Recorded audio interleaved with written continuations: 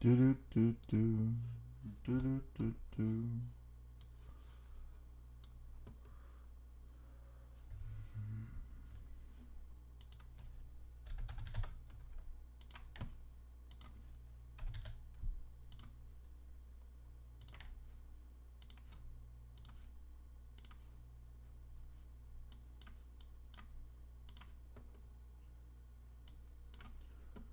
Dun, dun, dun, dun, dun. Let's get ready to rumble. What's up, Henry? How you doing, bro? Good morning. Ready for another day, another dollar. Let's go. Let's get it. Let's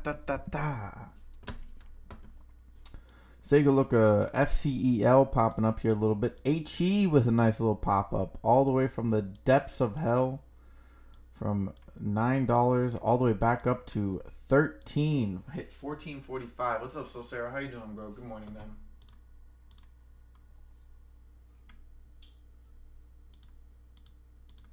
From the depths of hell, here we come. All right. Let's also do. I'm doing good, Henry. I'm doing good. I'm chilling. Had a good weekend. What's up, Midga? How you doing, bro? Good morning, man. Guys, ready for another wonderful market week? Let's get it on the road. How is the SPY doing? SPY did pop up a little bit here. SPY went all the way, right? 442. Interesting. SPY is having a nice little... Let's take a look at the dollar here. Dollar's kind of been just trading sideways for now, so nothing too crazy to worry about there. Let's take a look at some treasuries. Treasuries having a little bit of a pop down here, actually breaking below the 200.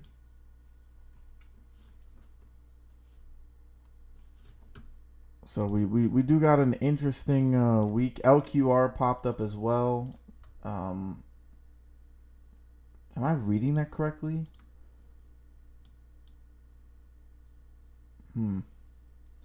GNS is also up 28%, by the way. Hit 204. Running into that 196 resistance point I was talking about for a while now.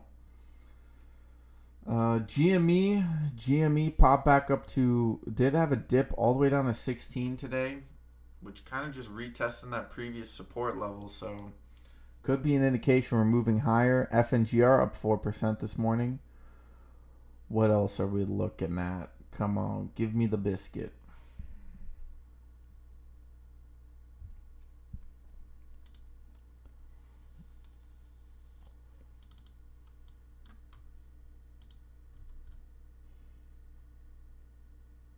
So so they had a Maui update. Shares of HE surged in pre-market trading on Monday after the utility company said its power lines were de-energized hours before the start of the Maui wildfire that killed more than 100 people. And who said it? Who was the first person who said that? Who said that, ladies and gentlemen? It was me. I said that there were reports that the power lines were turned off before the fire started. Now, from what I could see, HE was saying this, so how do you say it? Not necessarily the fact that it's just them making a statement, you know what I mean? It's no necessary confirmation. Hawaiian Electric said that while much earlier fire appears have been caused by fallen power lines, fire officials declare that fire 100% contained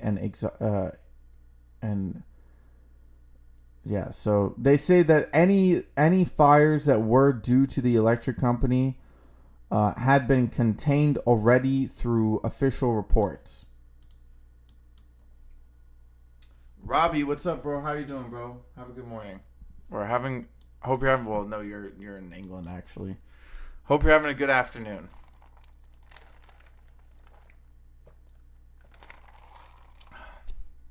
Let's go.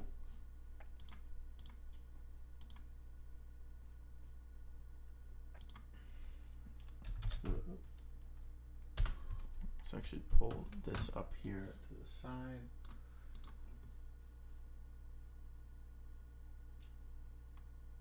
futures. Let's take a look at maps here. Get rid of some of this cloudy stuff. All right. Your boy Trumparoonie got the mugshot as well. Interesting stuff in the ether.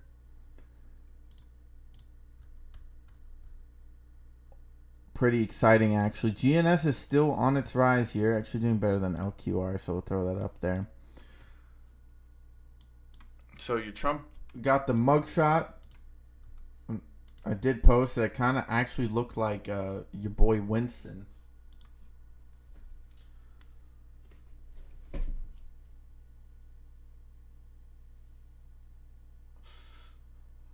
See, I really like MULN. MULN. Well, they did. Actually, that's a good question. How is MULN doing? MULN had a really nice pop up the other day. Kind of came back down a little bit.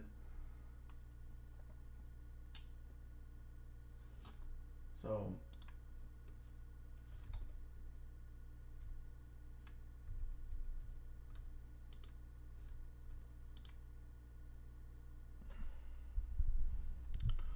we'll keep an eye out on this.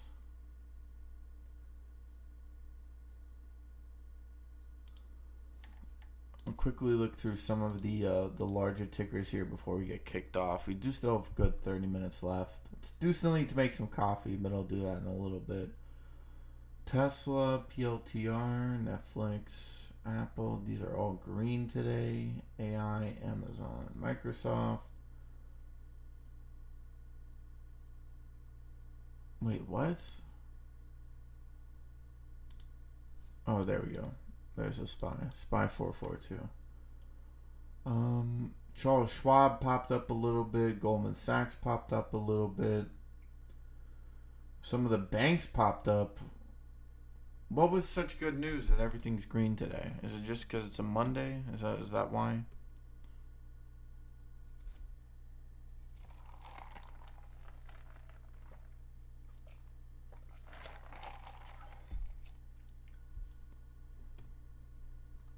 Apparently there was some news that products in China have been getting cheaper. This was reflected in prices in Alibaba, which could be cascading back to the United States, which could always be good because that means inflation will be heading down, prices will become cheaper, especially with the dollar becoming stronger. Connie, how are you? Hope you're having a good. Hope you had a good weekend. Hope you're having a good morning.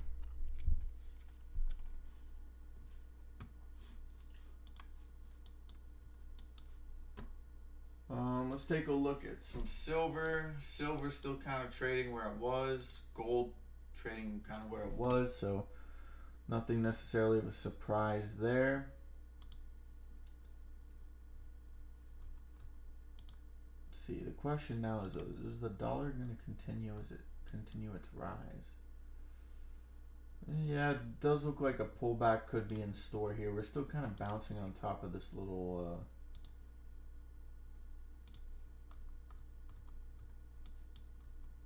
yeah, we did an indecisive push up on the dollar. Bit of a red, so it could be a top, but we'll keep an eye out on that.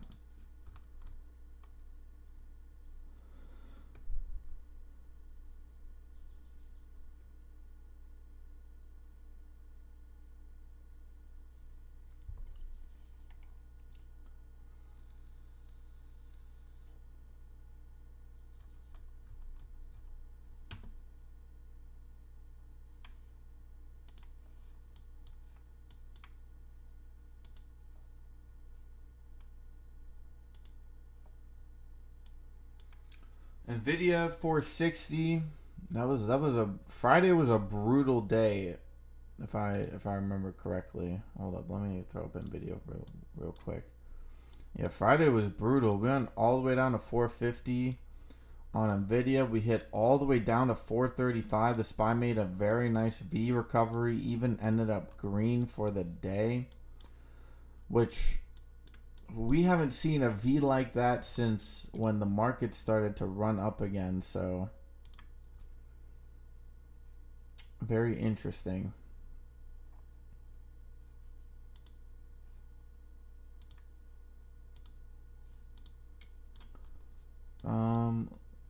take a look at GNS here. GNS is still hovering at around that resistance area that I kind of on the chart. We do have some good cascading momentum. I just forgot time was still attached. And video be something to keep our eyes on. I think Apple will probably have a little bit of a bounce, so the overall market might have an overall bounce, which could be a little bit better.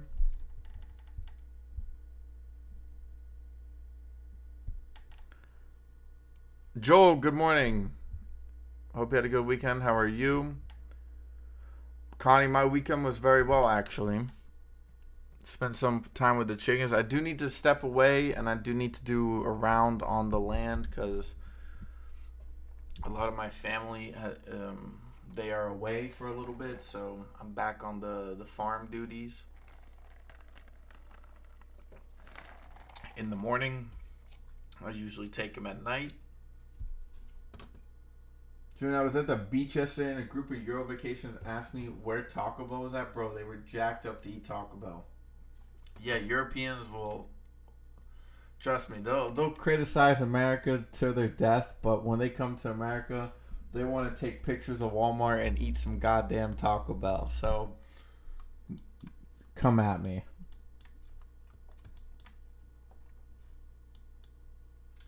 Booch, what's up? Good morning, bro. How are you doing? Hope you had a good weekend, man. Hope your morning is ready. VFS also climbing itself up here, 60 or 78. Sorry, hitting 92 pre-market. Hey, I'm not gonna give full-on credit to myself for VFS, but I always thought VFS was gonna reach somewhere to the 90s. I think I said it a couple of times. Don't quote me on it, but I'm just happy it kind of played out. Kiss a chicken for me. Tell them all I said hi. LOL. I will, actually. We're kind of overloading on eggs because everyone's gone and I can't eat that many eggs. So, which is good because that means like we're gonna have a nice storage of eggs. I'm gonna have to probably make some egg toast today. All right. Do we see anything really of significance as of right now? SPY's kind of being boring. What about futures? Natural gas is popping up alongside sugar and palladium.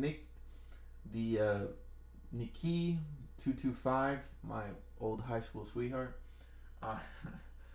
Soybean meal and oats pop up. Corns and regular soybeans are also up. Rough rice, platinum, orange juice.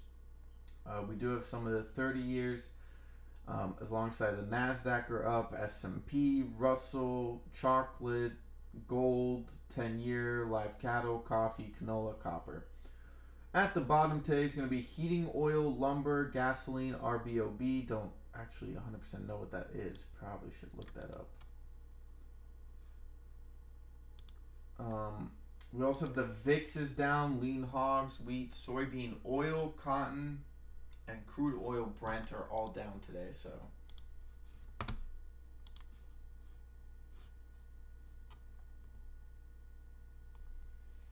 you got to go Rocky and drink your eggs. Oh, I don't know about that, man. I don't know about that. I'm going to be real with you. HE is looking good. We could see a nice little rebound here. I do imagine at some point HE is going to get taken to court. So something to kind of just keep in mind. But they did play. I said HE was pure PR. You're going to have a couple of months of just back and forth PR where people claim it's their fault. HE claims it's not their fault. Again, I did say that there were reports that there were reports that HE mind blank. What did I say? Oh yeah, there were reports HE's or that the power before the fires really kicked off were down. So I did say that, But again, it's just going to be PR back and forth. They say they didn't do it. People say they did do it. Yada, yada, yada. Play the ride. HKD popping up. All right.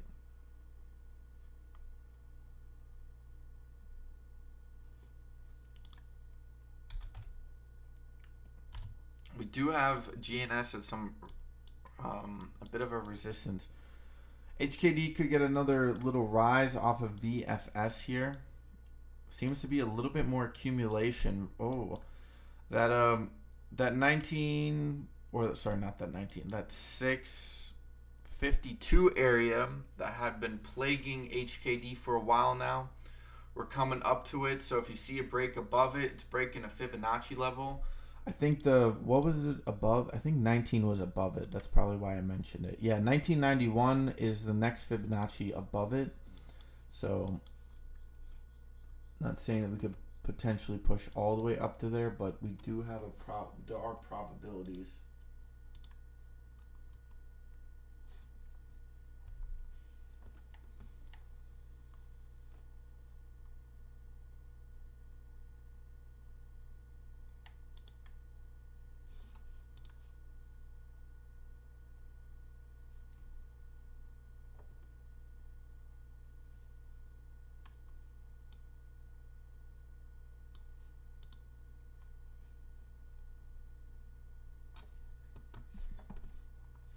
HKD does kind of have some small volume, so. Oh no, wait, that's finger. When did I click finger?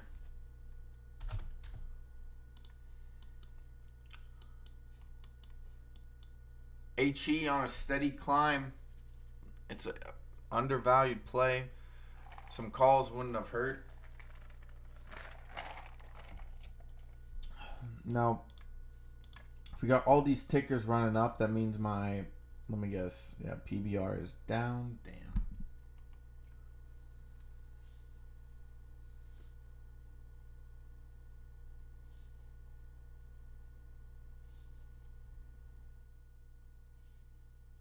I think the audio might have been a little bit too high, but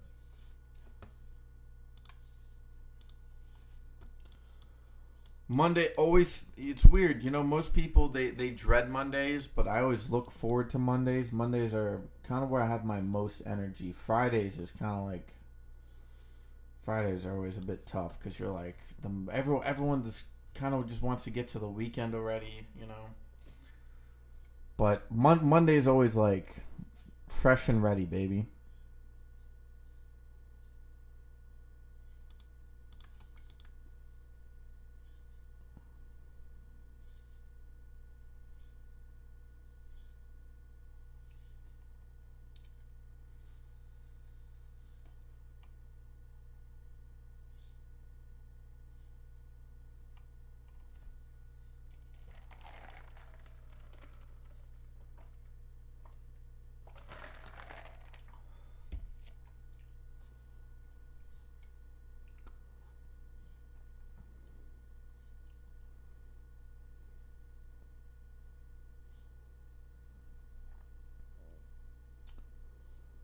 So you just scanning some of interesting news.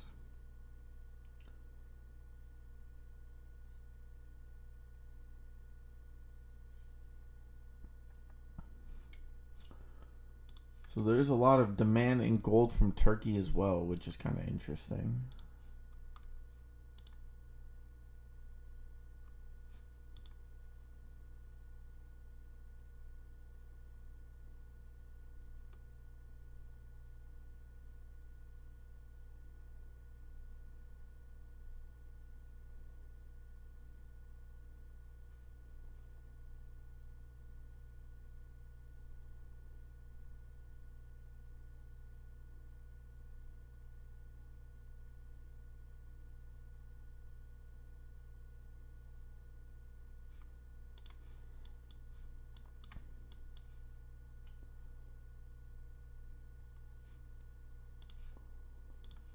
Take a quick look here. Well, we are also, this week we're also turning into September, if I'm not mistaken.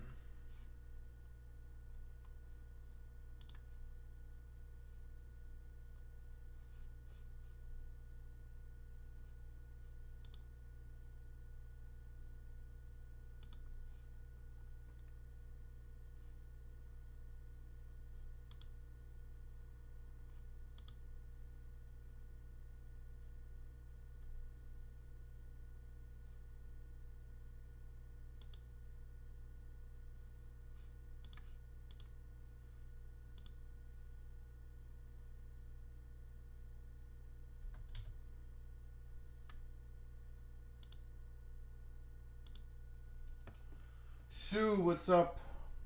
Good morning. How are you? Hope you're having a good afternoon. Well, yeah, I hope you're having a good afternoon. I hope you had a good weekend.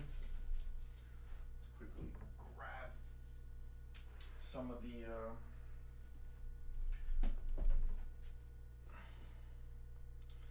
See, it is 6:15.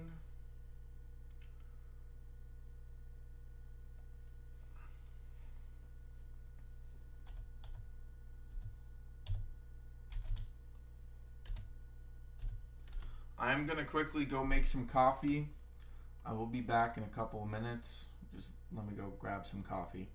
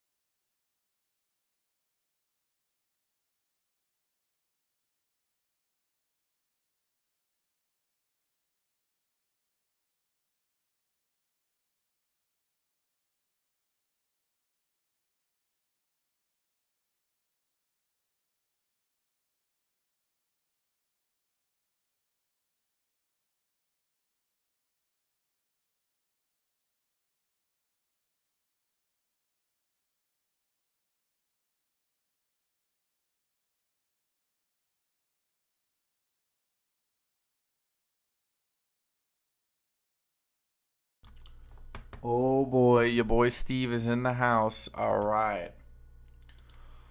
All right, let's take a look, guys. So HKD did hit 650, a little bit of a rejection here. Volume is picking up here into the open. That's good to see. Let's throw at a 5-minute. Did retest that 13 EMA. VFS is popping up here, 81.70, bouncing off that 100 EMA on the 5-minute, 77.76. Currently trading at 81.57.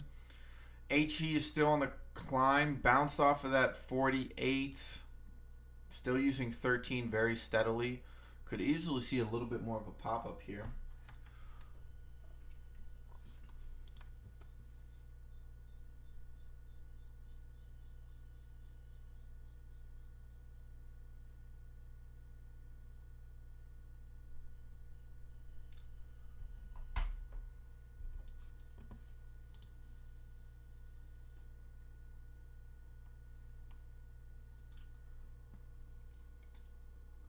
Nothing much, Steve. I've just been chilling, doing some research, and enjoying the property. Back from the woods, let's make some cash. Yes, sir, I completely agree. A little bit on the back foot with my oil play, man. I thought my oil plays were going to pop a little bit harder than they have been popping. They went up, just not as hard as I thought they would. Kind of what I'm banking on right now. I know a lot of people are jumping into uranium, which is fair, but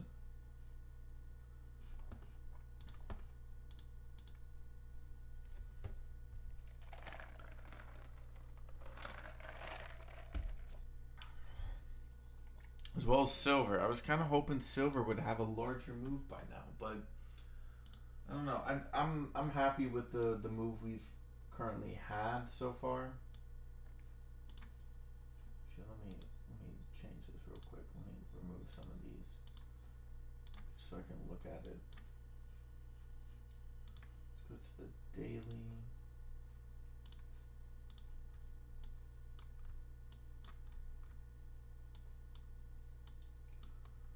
We're still bouncing off the 200 EMA on silver. We do have a bit of a head and shoulders, not gonna lie. What's up, DJ Underground? How you doing, bro? Hope you're having a good morning.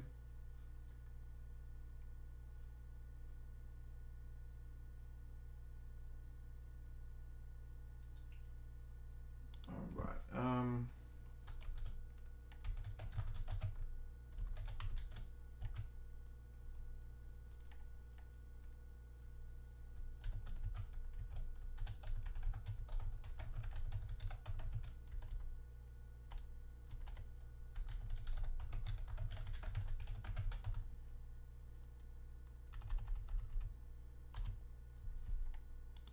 gonna pin this to the top of the. If you're talking, I can barely. Yeah, I'm sorry. I moved away from the mic a little bit. Apologize for that. All right. Market is set to open here. Actually, I'm gonna take a quick look at the SPY because I haven't really looked closely at it today. I still haven't really picked up on whether or not I think the market's gonna go up or down. I think we've had like 3 or 4 weeks now where Monday has always been green and the rest of the rest of the week has kind of been red. Now I think last week did change that a little bit. We did have some up days early on in the week, and then we had a couple of down days. So we did seem like we bounced off some hard support at 433. We could be making a head. I have said that we could see a push back up to the 460 area again on the SPY. HE is still pushing up here. VFS now breaking into the 84s. So better.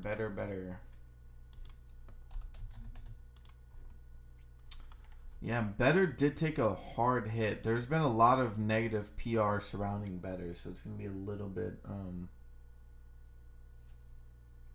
my mics is so low. Do you have the volume low on the stream? Hold up. Let me listen.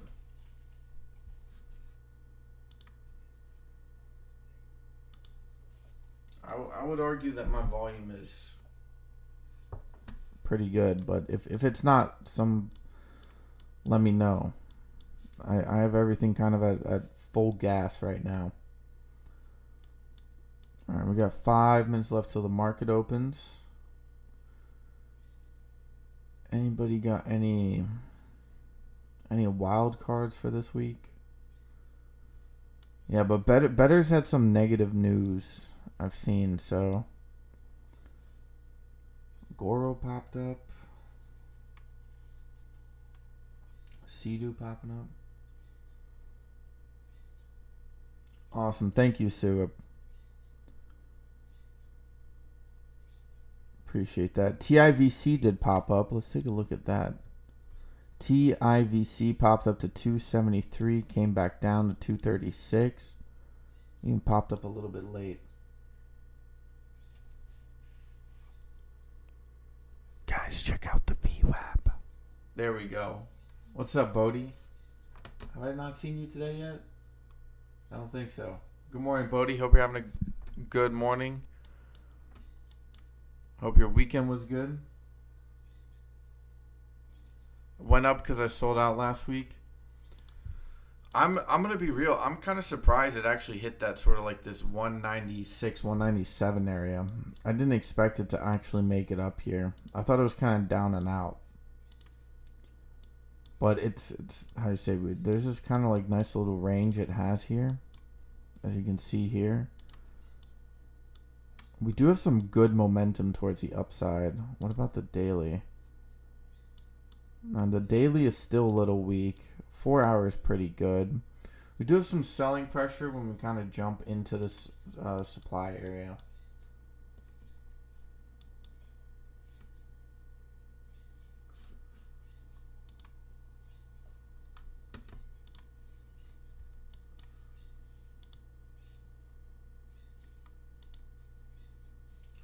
So just a quick double check on the SPY. Hasn't it actually broken out of that trend line I also drew?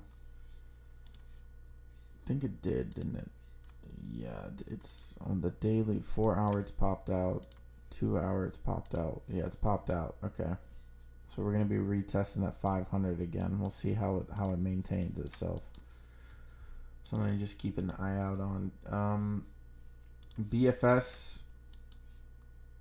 Kind of back down to this 84 area. HE still on the climb up. It looks very solid, consistent buying.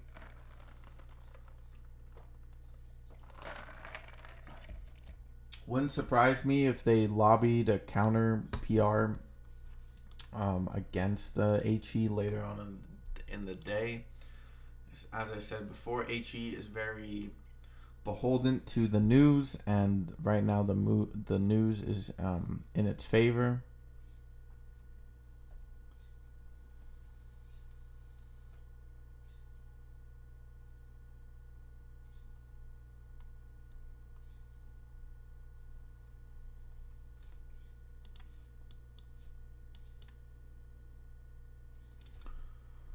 All right, I'm gonna quickly, minute and a half till the market opens. Gonna go get my cup of coffee.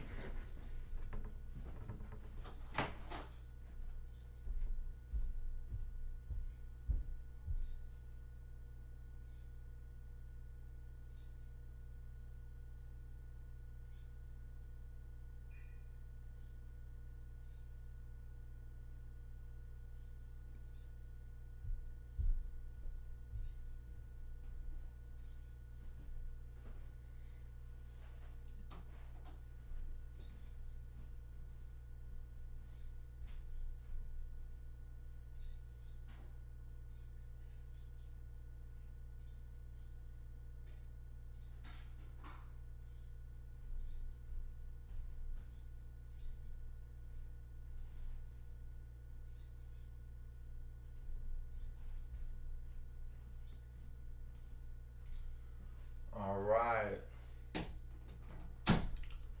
We are ready to go. Let's go. Gates are about to open. 30 seconds left. GNS still popping up here. 196 again.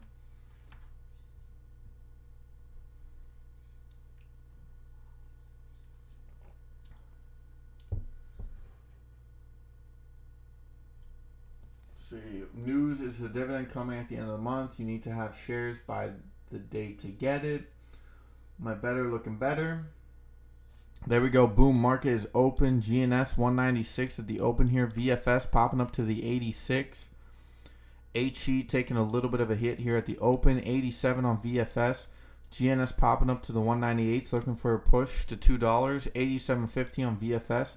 HE still kind of trading a little bit low here. LQR popped up this morning, heading back down. Did have it up on the screen earlier, but didn't think the momentum was there, indicated by its opening price action. 88.78 on VFS.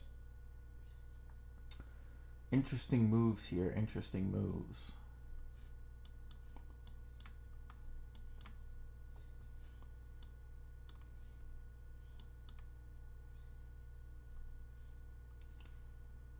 Yeah, VFS taking a hard hit here, back down to the 80s.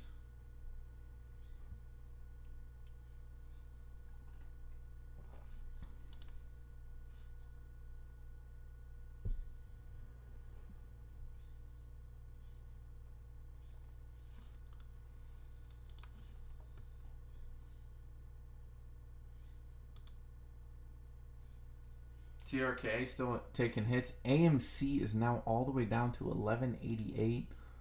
MULN 61. GNS now popping up into the 210s, hitting the mid part of this little supply area. I built up 76 on VFS, falling hard here at the open. MULN does look like there's a little bit of momentum in it. It did hit 55 cents, so it did hit a pretty low, which was the support level we saw back on the 24th, which was a Thursday. Last Thursday, we did hit 55 cents. We rebounded pretty hard off of it, popped all the way up to 96. Friday, we did have a bit of a sell-off all the way into pre-market this morning. So, I don't know. MULN could be a nice little recovery play, depending on how much momentum there is and how much volume. 217 on GNS as we push up, looking for a breakout here. Let's try to find the next area that we could be looking at here. We do have a bit of we do have an area at 255.6, which is a 200 EMA on the daily. Where's the 500 at? The 500 is all the way at 93 or 9.3. We don't actually have. Do we have anything above it? Maybe on the weekly? No, we're now testing the 48 EMA on the weekly. We do have one at 354. So if we do manage to pop over this 255 on GNS, we could see a move to 354. VFS with a very indecisive candle at the open. GNS now turning red back down to the low 190s, looking to break back into the 180s. MULN dropping down a penny here since open. HE now climbing back up, bouncing very nicely off the 13 EMA.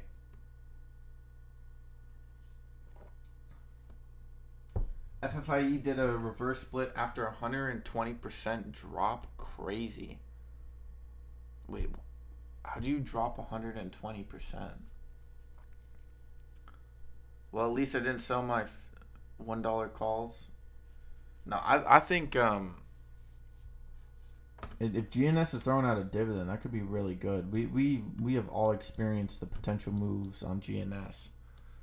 HE now pushing into the 14s here. Can we break that 1445? We are currently above 1395, which was the hard resistance in the pre-market here. Looking to turn that into support at some point. VFS popping back up into the 88s here. 88.95 is the current high, looking to break back into the 90s, which we did manage to tap 92.04 in the pre-market. GNS also with a bit of an indecisive candle here at the open, looking very much like VFS with a little bit of a switched candle here. HE still maintaining that $14. VFS, a lot of volatility here in VFS.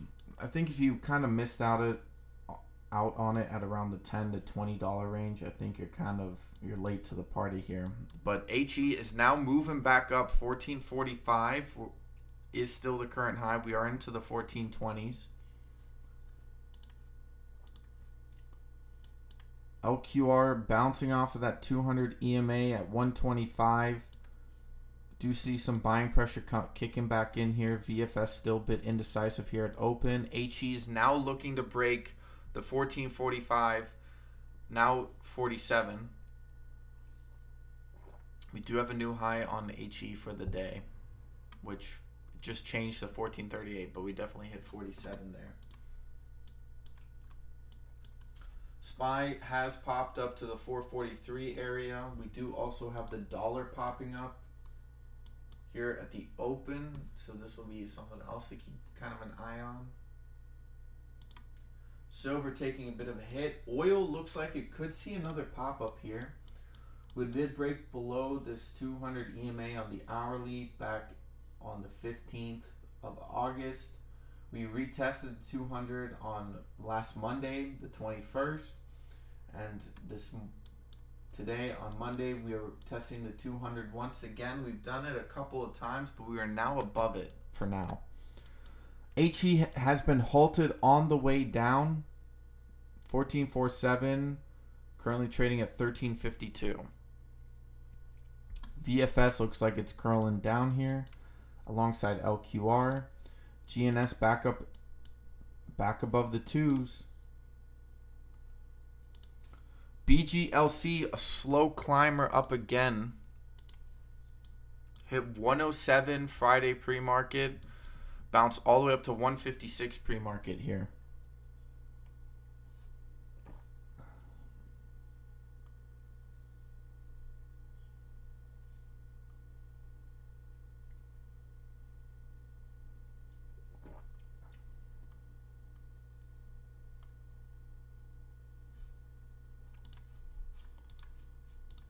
Let's see. Actually, I haven't spent a lot of time looking at some of these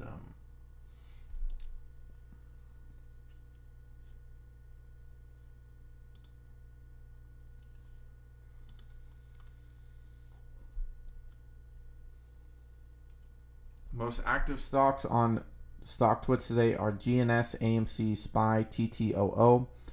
Let's not forget about that one. Actually, that's a good shout there. Let's look at T2 real quick.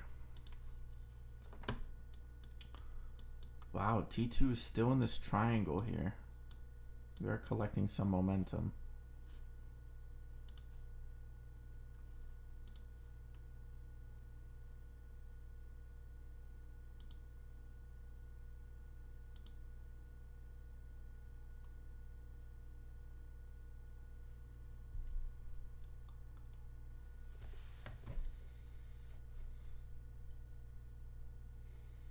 Okay, we do have another pop-up today, LGHL. Anyone take a look at this one?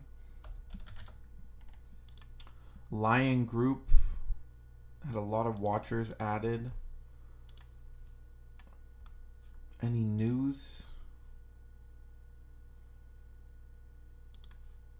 Not that I can see. HE is still halted here.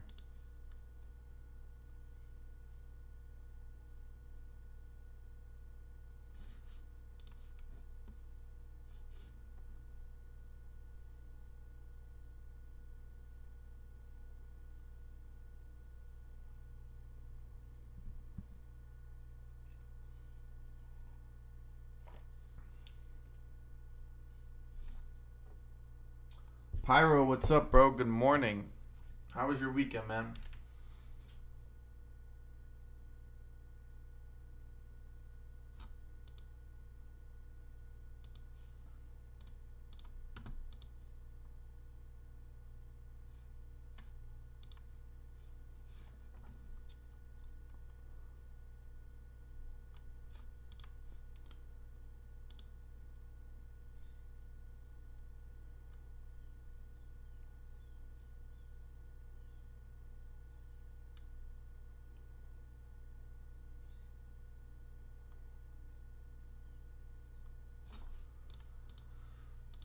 Okay, oil making a big move here. 850 now having a solid push above the 200 EMA on the hourly, so we could see a move on oil here. So if you got an oil play, that could be good news for you. We do have some good momentum. Oh yeah, 4 hour looks really good actually. A nice little pop up here. Good buying pressure on the oil as well.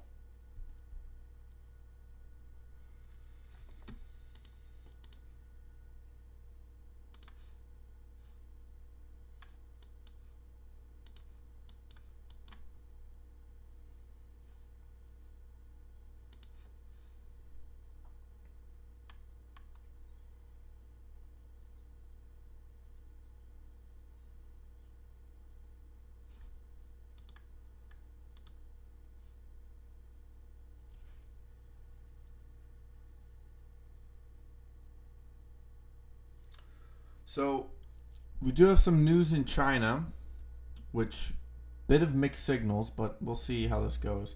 Breaking, China just announced a 50% tax cut on trading stocks similar to 2008. Meanwhile, Evergrande has filed for bankruptcy.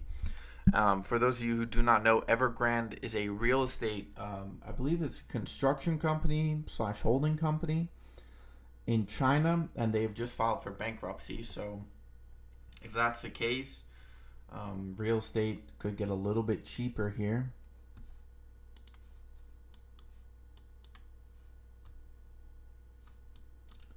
HE has unhalted, hit 1473. We do have a little bit of a gap here at 47.49. Whoops. GNS breaking back into the twos here. We do still see some selling pressure. VFS still maintaining a bit of an indecisive candle here. We do still see some buying pressure on it though. Volume has been dying out a little bit. HE does also look like it sees, excuse me, talking a little too fast there. We do see a little bit of a drop here on HE.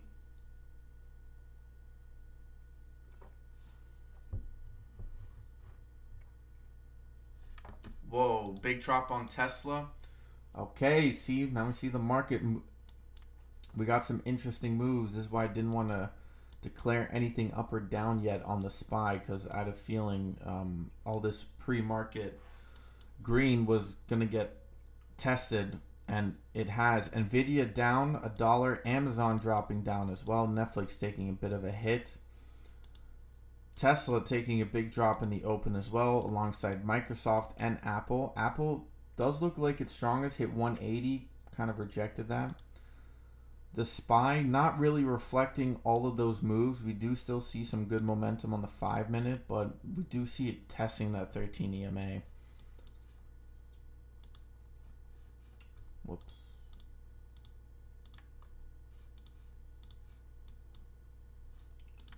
Put GNS up here in the corner. Let's use this one as kind of a switch it through. We do see banks climbing up today, which is interesting. Why would, if you have a real estate company taking a massive hit?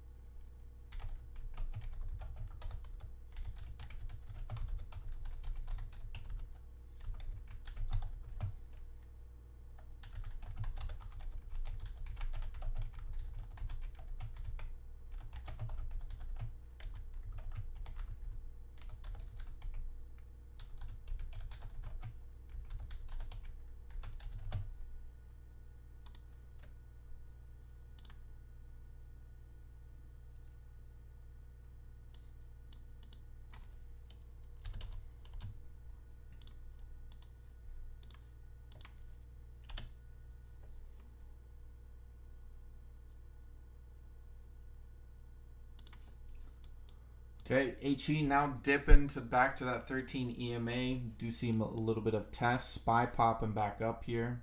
No. My perfect GNS.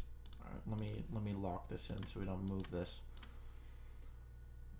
Excuse me. HE, we do still see some buying pressure. GNS still a little bit indecisive. Not great. Snookeroo, what's up, bro?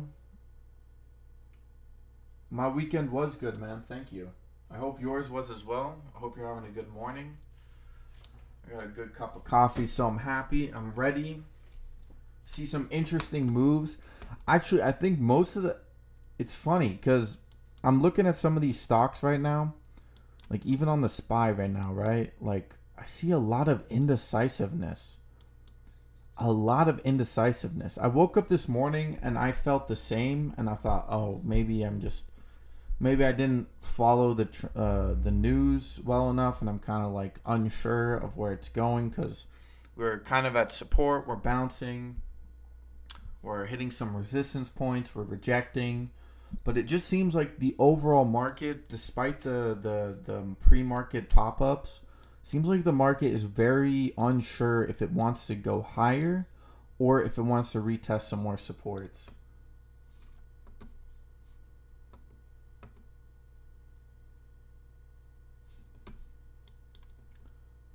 HE halted on the way down, 1361.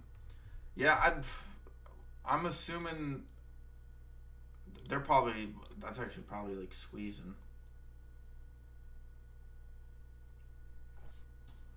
Best wishes to all in the wave of the hurricane, Ideala. Oh, is there now yeah, there's a Florida hurricane, right? Sorry, we just had a hurricane in California, so I'm kind of like, yeah. Oh damn. I'm not sure if Zim's in here, but I know a couple of guys.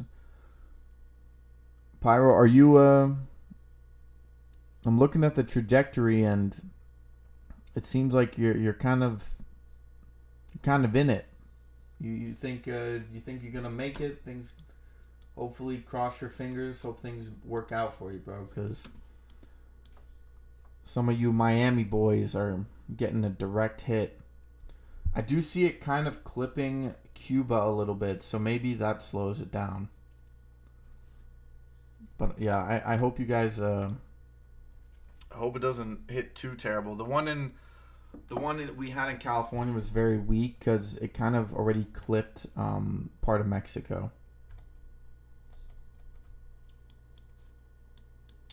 GNS now popping back up here, 209, 210 does seem to be the resistance point. SPY continues its climb, meaning that we probably do see a bit of a recovery.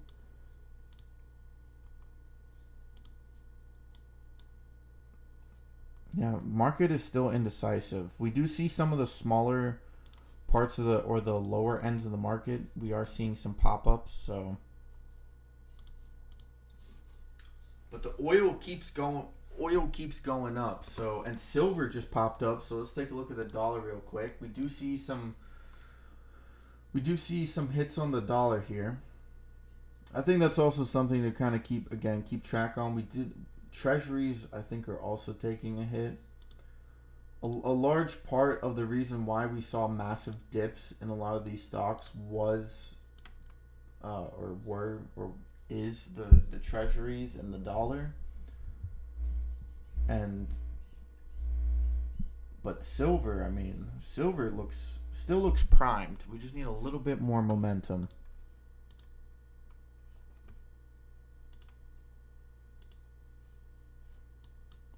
$216 here. GNS trying to break new highs after the 220 hit. Tesla hit 238, bouncing. I will say a lot of these big tickers look like they do have some good upside momentum, but who knows? That could change very rapidly.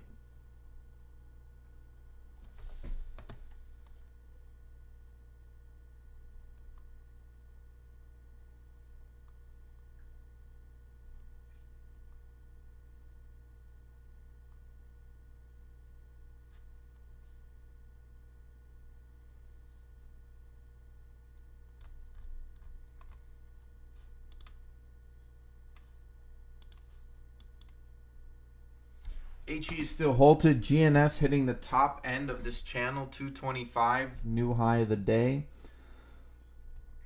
And this is, again, still what I mean with this indecisiveness on the SPY. I mean, we're still looking. We had a larger indecisive candle and then another smaller indecisive candle. So we're indecisive about the indecisiveness. I feel like that's a good reflection of the overall market. But we did tap the 500 EMA on the 30, and we're still underneath it on the hourly. So I do kind of got to keep an eye out on it.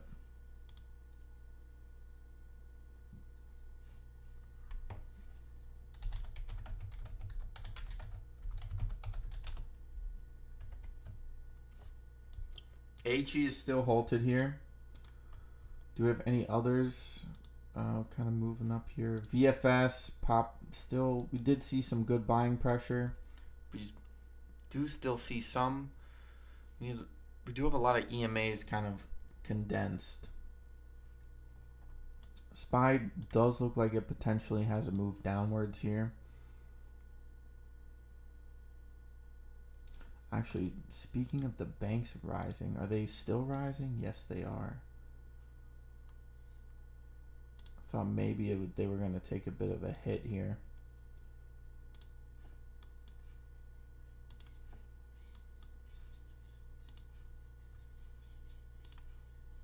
Yeah, that looked like a recovery candle on TD. Kind of makes sense. Could be a little bit of a dip before we see any real movements. HE unhalted here. Still bringing it back down. Seems like that news is kind of slowing it down here.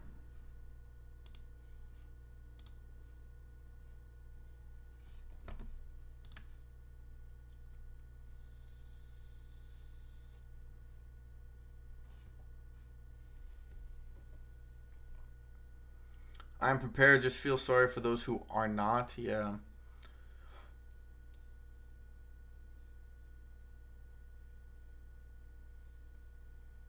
I do miss a snook fisher. Let's go GNS. Yeah, we still got some GME trying. All right, so let's take a look here. SPY, whoa, SPY is now taking a massive hit, dropping all the way to 441. Whoa, what is the reason for this? It could just be a stop loss raid. Maybe we're testing something, but Nvidia dropping hard here, 449. Amazon taking a beating as well. Tesla dropping even further. Netflix alongside of it. We're taking some hits on the SPY here. All right, we'll take a look at GME.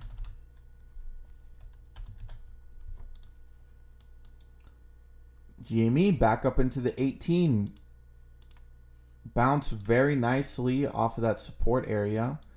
Now retesting the 18 area, which was kind of a previous support, but we kind of knifed through it, and now we're bouncing underneath of it. So we went from testing support, bouncing off of it, to now testing a resistance point. So, but you are right, Sue. We do see some collecting momentum on some of the larger time frames, which could be very good for us, or for the people who are bullish on GME, which I am actually one of them. I think GME, representative of what I said about AMC, I think GME is the better of the two. I think long-term GME has provided the evidence for that. GNS has now hit a new high once again, 228, projecting it a little bit. We do still see some good volume on GNS. SPY rebounding off of that little drop right there. GME does look, you can see that it's testing that resistance with some of these candles right here. SPY bouncing up pretty hard. Let's take a look at this Nvidia, because yeah, Nvidia bounced really nicely here, even after that drop.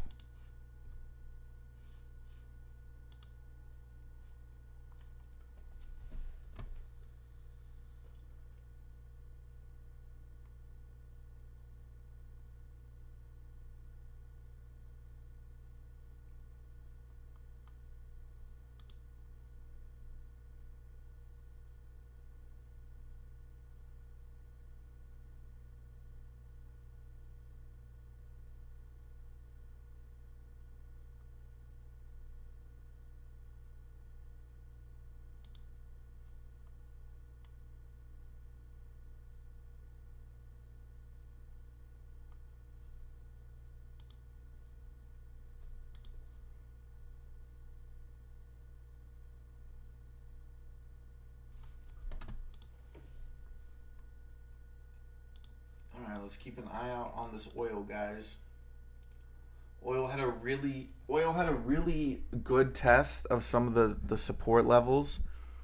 We have a 4-hour candle that looks very bullish right now.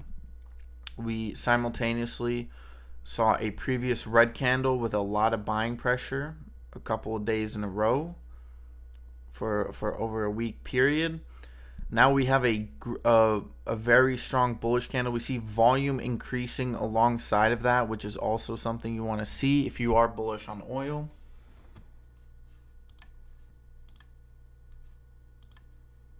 I know some of you guys are also playing uranium plays. Silver, I'm still looking good on silver right here. All right, let's take a look. Platinum and palladium are both up on the futures alongside natural gas, rough rice, sugar, the Euro Stocks 50, crude oil, WTI, Russell 2000, oats, the dollar, Dow Jones Industrial, soybeans, crude oil bent, canola, aka rapeseed, is up, coffee and corn also alongside of it.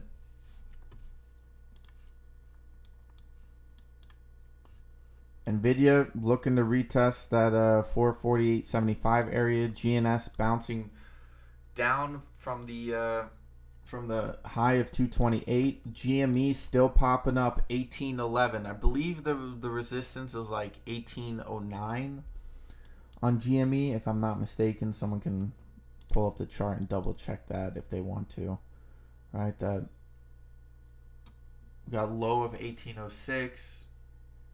We got an open, yeah, between 18 and 1850 is kind of that resistance. We kind of saw that on the 18th, Friday the 18th, and Monday the 21st. Nvidia looks like we do see some buying pressure, so we could see recovery throughout the day. It's a possibility. Maybe it's just testing the buying pressure. Could be heading down. HE slowing down on its move downwards. LQR popping back up. Volume is still not very great. We do want to see a little bit more, but we could see momentum is looking good. We do see some good volume on the latest candle. GNS hitting a new high, 229.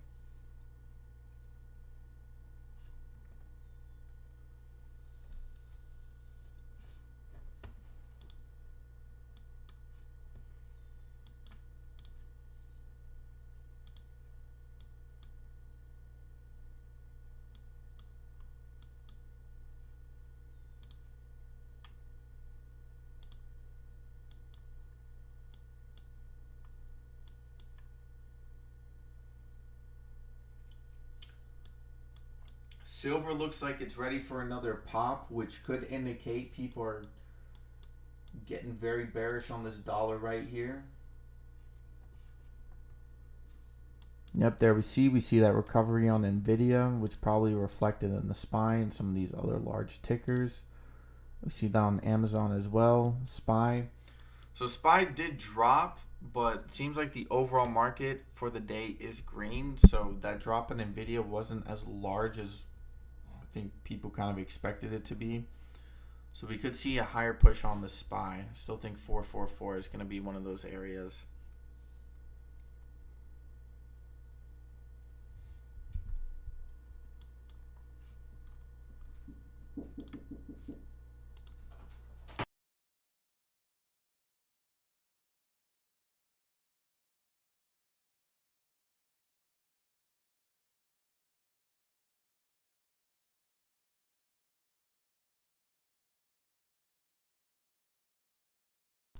All right, guys, I'm going to quickly go do the chickens and some other things, so I'll be right back.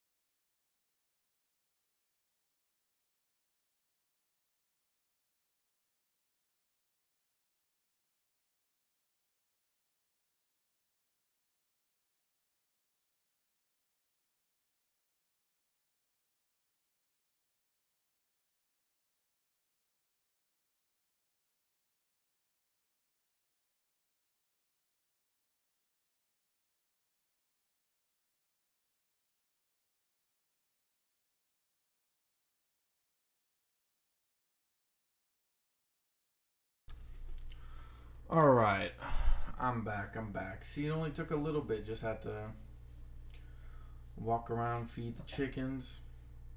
Picked up an egg. All right, GNS coming back to retest this 197, 196 support level. SPY just trading sideways, still indecisive in the overall market. LQR just kind of trading downwards slowly. Let's take a quick look at NVIDIA here. NVIDIA bounced up. Try to reclaim that 13, but looks like it's going to reject it. We could see a further move down throughout the day. HE pop back down, bounce off of that 100 that 30 pretty nicely. Looking for a continuation forward. There we go, 1385, seeing some strong moves. Do want to see an increase in that volume. GNS is pushed down to retest that 13 EMA. Does have some low volume here.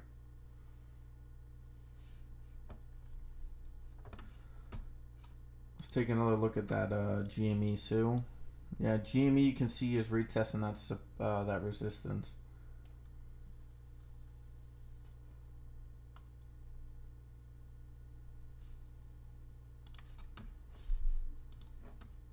The dollar popped back up.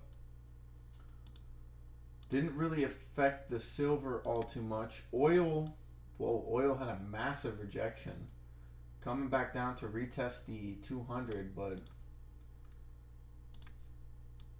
on the 2 hour. Kind of already did this. The volume is pretty low on that selling, so we could definitely see a further push up if we get some buying pressure.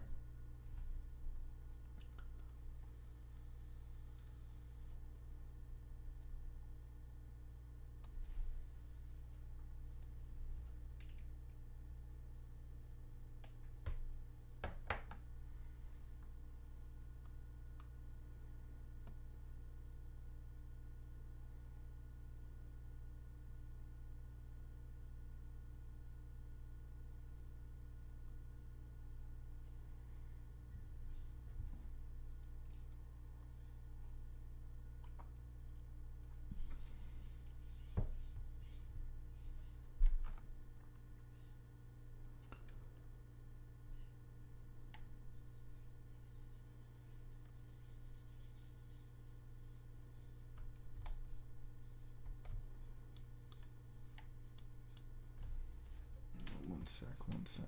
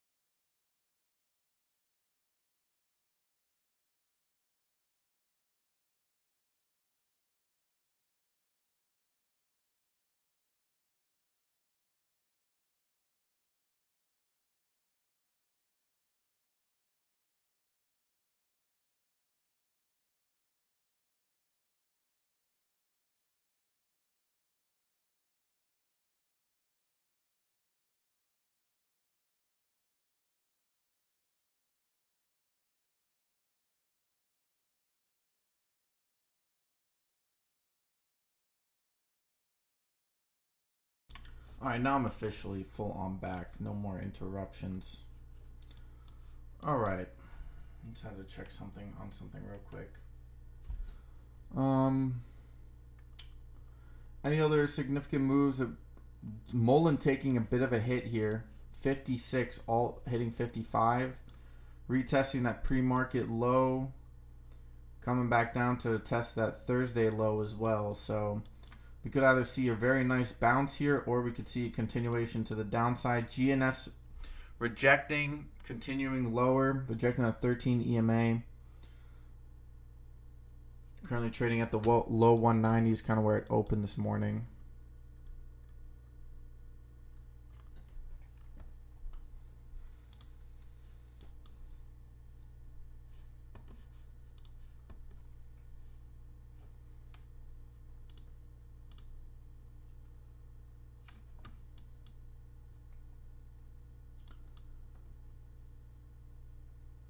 HE does look a little slowed down. Take a look at NVIDIA again. NVIDIA made a rally to that 13, got rejected. Let's see, how's that dollar still doing? In fact, let's look at the treasuries.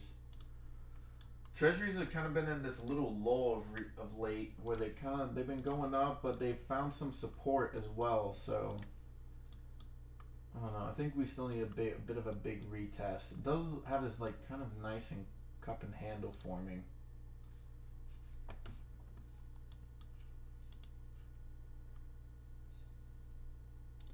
So we definitely could see a move down lower.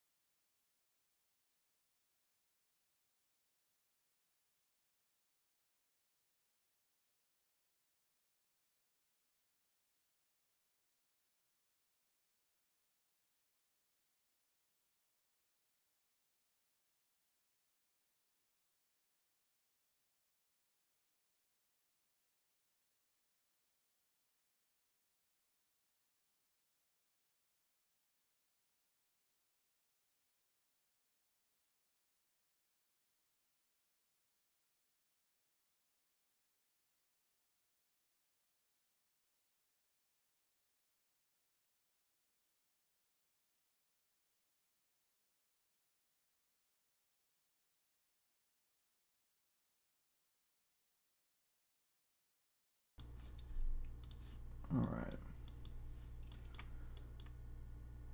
SPY still looks solid. That means NVIDIA looked solid. Yes. NVIDIA came back further up. GNS finding some support here.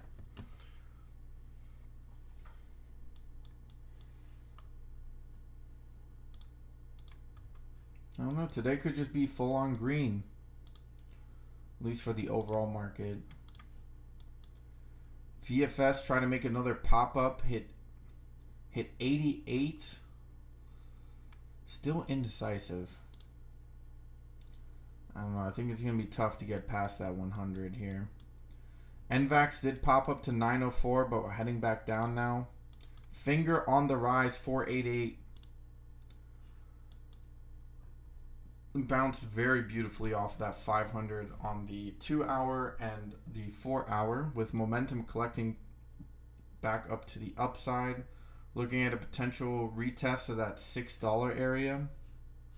Currently trading at around 486 with a high of 488 on the day. NVIDIA looking to reclaim that 13 EMA, which could indicate we could see a higher move in the overall market. GME is rejecting that resistance at 1809, 1806.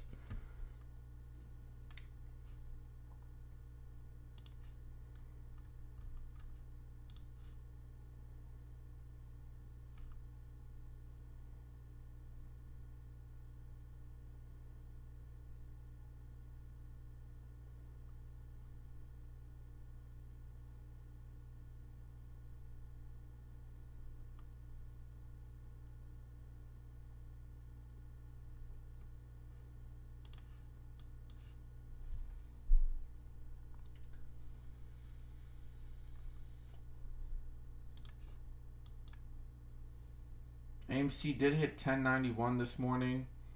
Popped up, did make a higher low. I don't know how consistent that will be. NVIDIA is now making a push for that 13 on the next candle. If we don't see a pop over here, then I think we can officially confirm a rejection and probably head down lower. But we do still see some buying pressure with the new candle in sight.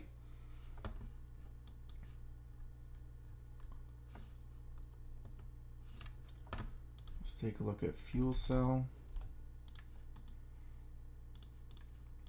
Fuel cell hit 160 this morning. Kind of trading at that 150 when we were looking at it. Momentum down. We are being collected at the 40s. We do have some support there, which we did tap. I don't know. I think if you're patient enough with this one. Yeah, they extended their deal with ExxonMobil, which is good news.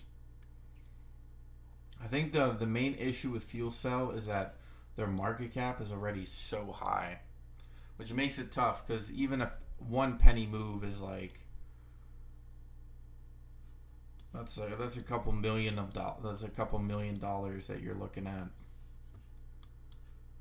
GNS did see some good buying pressure off of this support at 196.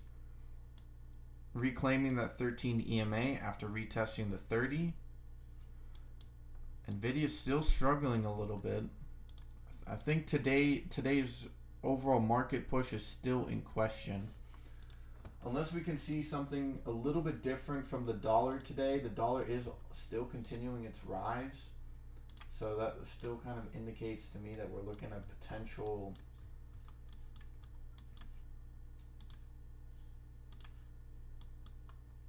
dollar is struggling a little bit. We do see some selling pressure. We do still see the EMAs condensing. If we see a rejection, we're definitely heading down lower, which would be good for the overall market. NVIDIA finally seeing a break above the 13 EMA. Volume is still looking good. Buying pressure is there alongside GNS. GNS heading back up, back above the 2s.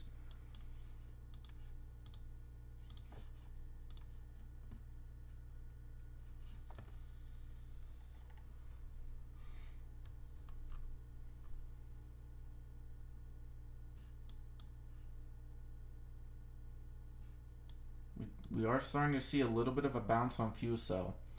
Seems like today could just be an overall green day. Take a look at the futures here. Natural gas is up 4%. Platinum and palladium, those three are still the top dogs of the day, placing natural gas 1, platinum 2, palladium 3. Oats, Euro stock, sugar still below it with rough rice, soybeans, Russell 2000, corn, canola, aka rapeseed, soybean meal, lean hogs, coffee, gold and silver are all up today alongside copper and the 10-year note slightly. We do have the 2 and 5 year note down alongside the euro, the pound, lumber, live cattle, cotton, wheat, orange juice, heating oil, and the VIX are all red. VIX being at the bottom. GNS still moving up here, 205. Do still have a potential move upwards to that, what was it, 255 and then like a 346 or something like that. Do see a bit of an indecisive push on Nvidia now as we move closer to the next candle. Volume is still looking good, but if we do see a rejection and a red candle with some good volume, we could be heading the other way. So we're still in a little bit of, we're still in contention here. We are above the 13. GNS is starting to look a lot healthier now. 5-minute or a 15-minute candle looks really good here. We could see a nice little pop-up on GNS with the way it's set up right now, especially bouncing off that 13 EMA on the 15-minute like that. Reclaiming it on the 5-minute, now retesting that 209, 210 resistance level. Nvidia, see, market gets a new 5-minute candle here. We'll take a look at what Nvidia has in store. Nvidia is still struggling a little bit. Actually, let's throw up the VWAP. See, yeah, Nvidia just reclaimed it. GNS testing it.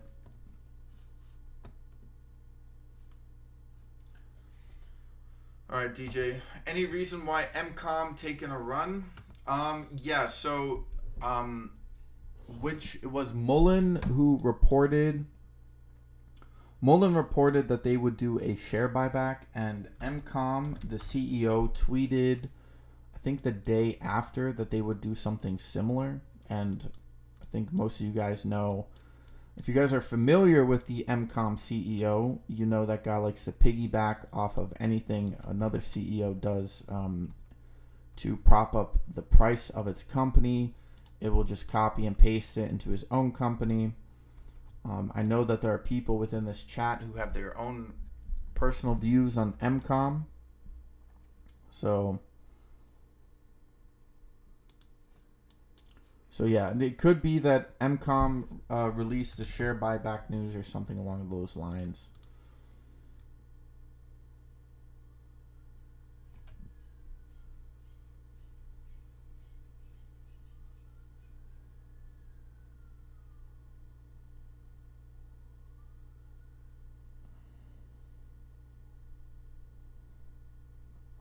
They also do have a potential acquisition.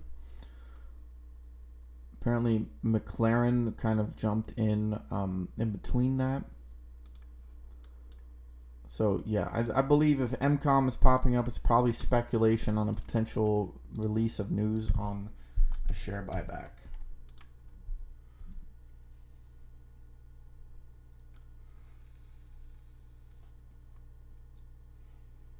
And if any of you are wondering, MCOM sounds familiar. Can't put your finger on it. This used to be Hellbiz. HELBIZ. You guys remember this ticker. Much like MULN, a lot of dilution, a lot of promises to their shareholders that were never really fulfilled, so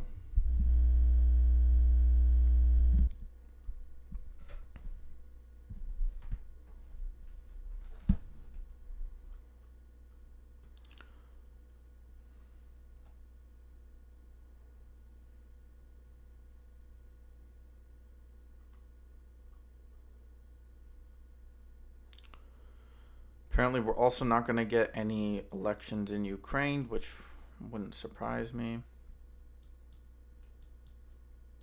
There we go. Nvidia finally showing some strong buying pressure above the VWAP and the 13 EMA. Now looking to collect some momentum on the short term.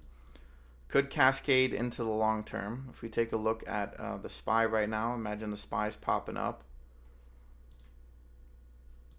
which we do see hitting 443, which is a new high for the day.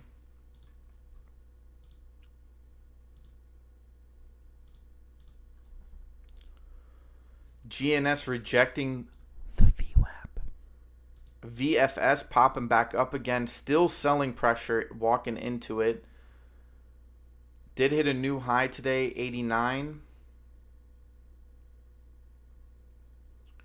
I want to take a look at SDPI. SDPI bounced off of the 78, came back up to the 80, now into the 84s. I do think SDPI has kind of found its support level, some buying pressure.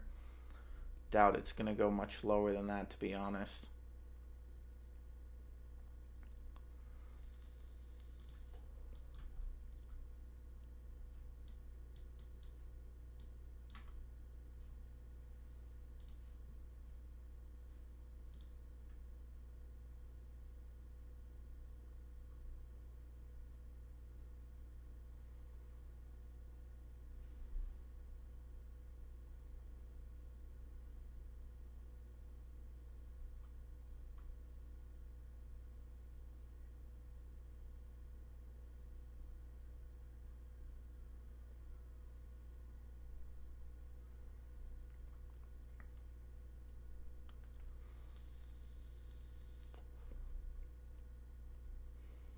I find it really weird that the average debt across the world has increased. You know, like there's no countries out there decided to like take a breather.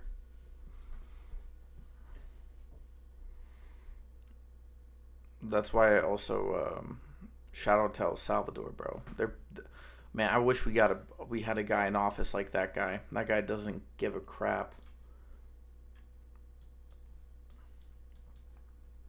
He uses all of his laws accordingly and actually makes moves with them. Plus, he's making his citizens incredibly wealthy. So,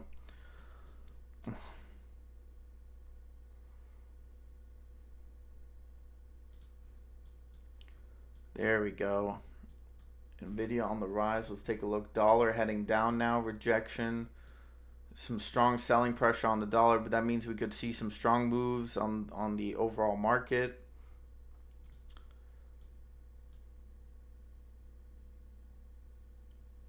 With that, we could see, as we can see, silver's now retesting that Fibonacci level once again, indecisive, but we do see some momentum being collected. GNS bouncing off of the VWAP, heading back down to that support of 196. It does seem like we are creating higher support levels, which is good to see.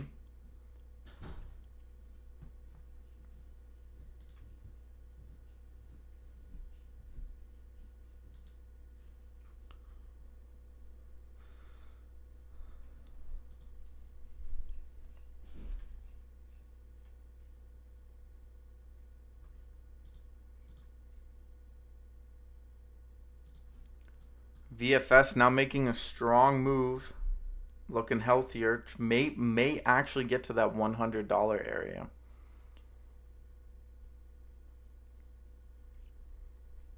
Just need to break into the 90s intraday again. If you get past that high, then you're definitely looking at some easier time and breaking that 100. Of all the IPOs that have run up, I think VFS has had the most consistent pop-up.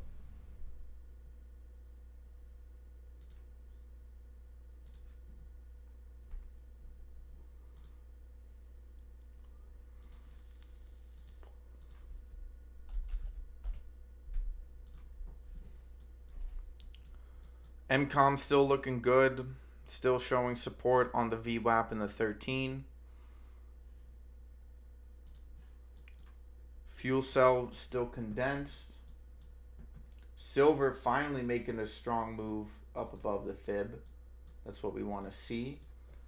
Gold following suit. Treasuries are finding a bit of support, but I doubt that you're going to see a massive pop. It's probably going to have to retest that 200 one more time. SPY is having a little bit of trouble making higher moves here. 444 is definitely a resistance point.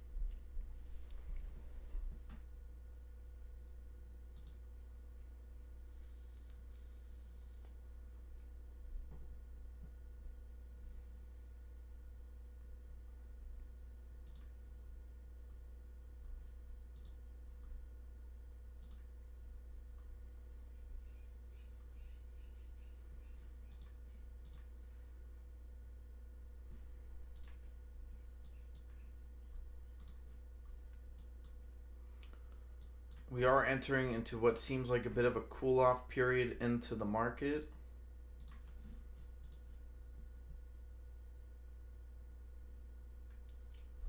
Raul, DJ, the CEO's talking it up. Yeah, 100%, bro. MCOM is...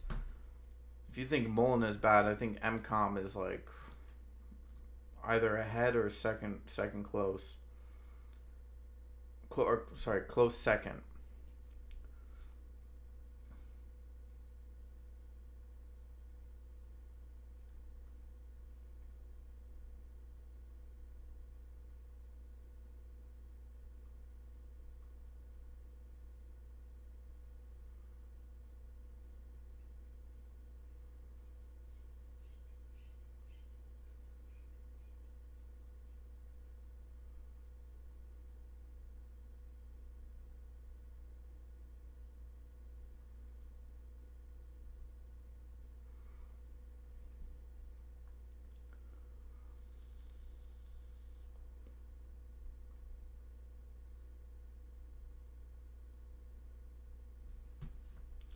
See, we have more Bitcoin news as well.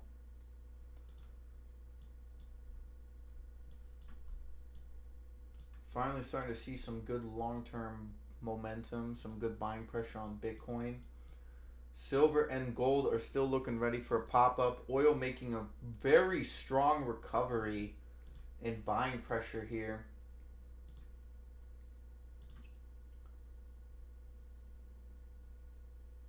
$870 seems to be the resistance we want to get over if you want to see a higher move on oil. Speaking long term, oil does still look pretty good. I think we do need a little bit more buying pressure. We did reclaim the daily 13 EMA. Do want to finish above that. As the SPY now starts dropping again, 442. Let's take a look at Nvidia. Nvidia rejecting the 48 EMA on the 5-minute, breaking back below the VWAP, below the 13 EMA. All of that buying pressure, trying to get back above it, kind of negated. Seems to be more selling pressure than buying pressure. Balance of probability. Finger now trying to push up to the 5s, 498. Still think $6 for fingers in store. I was saying that when it was in the 3s. I'll say it when it's in the 4s, and I'll say it when it's in the 5s. AMC reclaiming $12 here. T2 breaking to the 32s, finally breaking below that wedge. A bit of a breakdown here. Bouncing off the 500 on the hourly and the 200, or the 500 on the 2 hour. MULN continues its dip here, still bouncing off the 55. Could see a move. Well, we did see a move higher, rejected it, kind of coming back down here. I think if you can establish some more highs here, that'd be good. GNS now in this range, sort of in between this 198 to 2010 area below the VWAP, indicating we do have some selling pressure in control.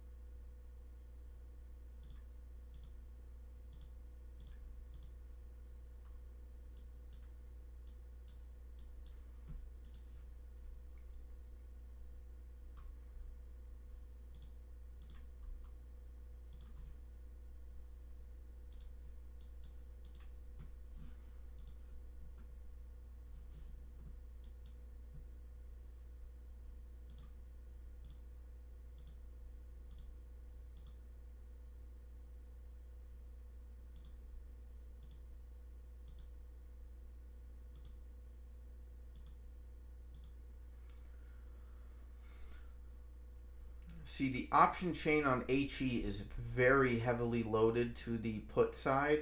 I think that's also probably why you're seeing some pop-ups. I think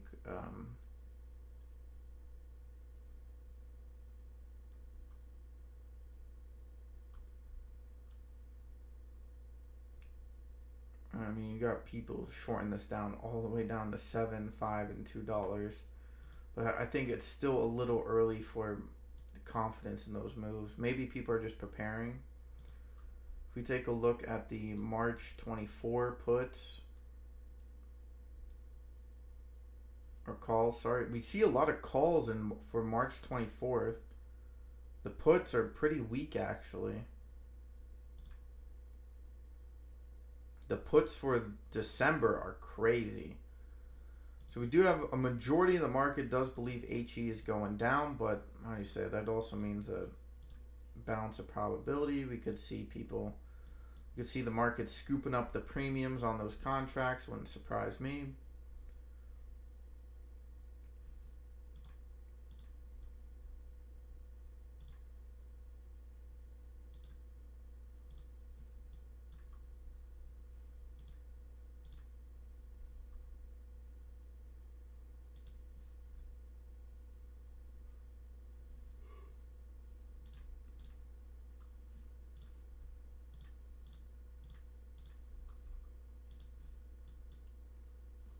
GNS making another pop-up to the VWAP here.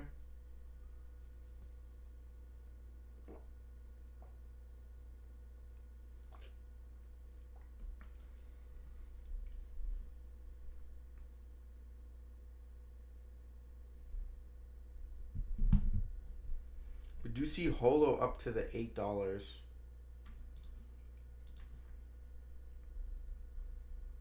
A really good call by Bodie.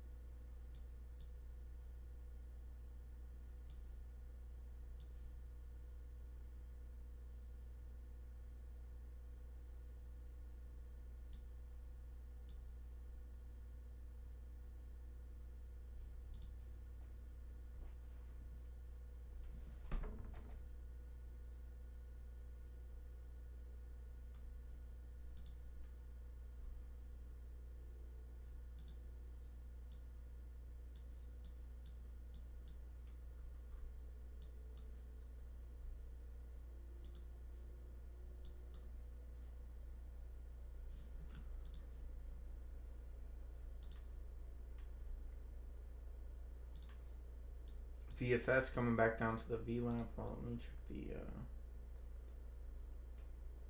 where's the SPY? I want to check the daily look here.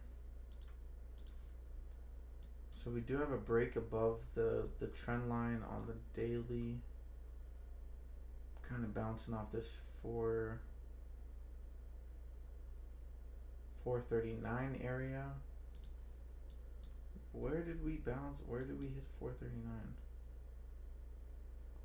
Yeah, I think the SPY might just be heading down for the day. I think what we could see is maybe a gap fill at 339 or 439, sorry. And then maybe a bit of a bounce so we still close above the trend line on the daily. But I mean, the 4 hour wouldn't really support a move like that.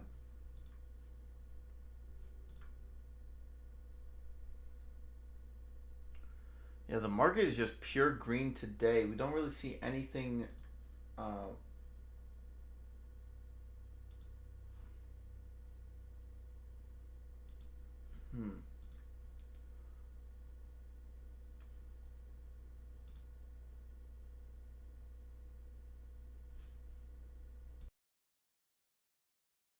One sec.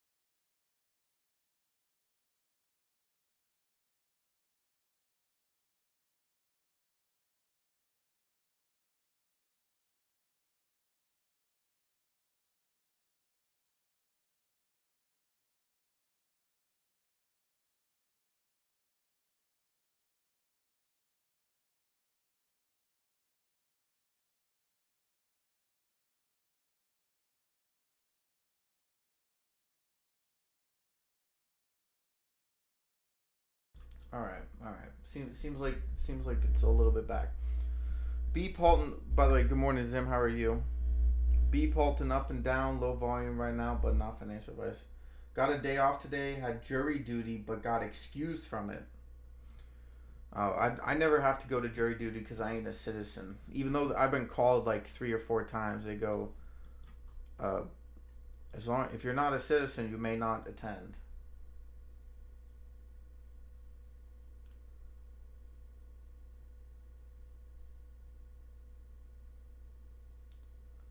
Better staying right at 120. She wants to go. And yeah, you need some accumulation on it.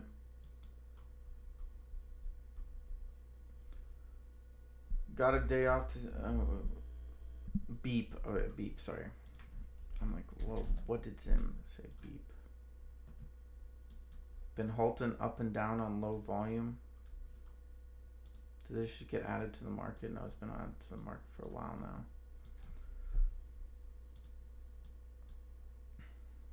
Oh wow, look at the inconsistencies on some of these moves.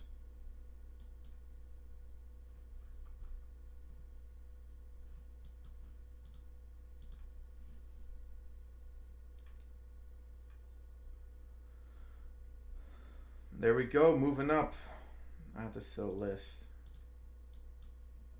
I think someone even mentioned this a little bit ago. Might have you actually been using?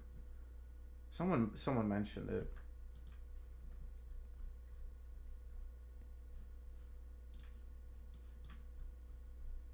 If you see continuation of strong accumulation on better, what's the total float here? That's a lot. Yeah, you need way more buying pressure on better to get this going.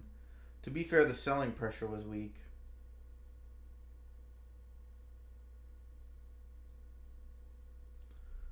F jury duty. I told them over the phone I hated everybody and they stopped harassing me.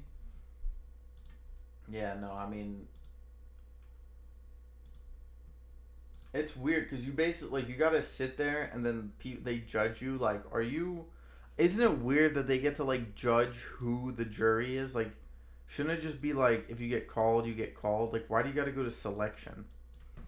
Beep still continuing on its rise, currently up 119%, moving up quite rapidly. Seems like volume is increasing.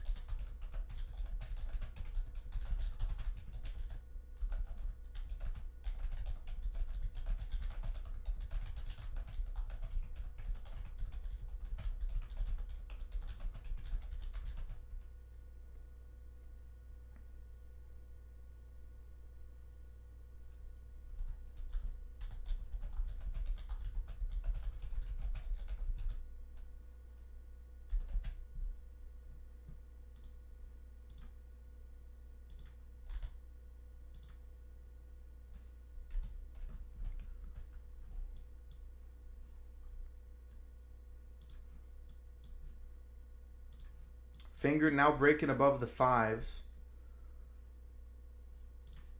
Beep falling back below to the 12s.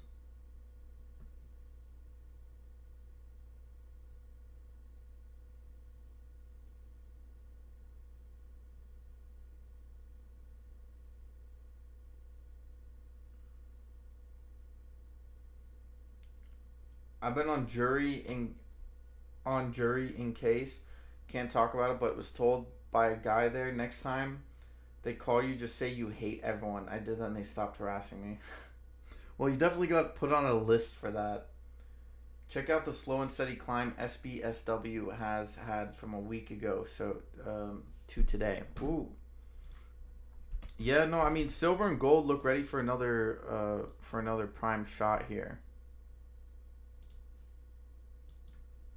Yeah, remember that it had that nice run up. Cuz you mentioned it a while back. Bounced up. Then it slowly started selling off. Found support at this.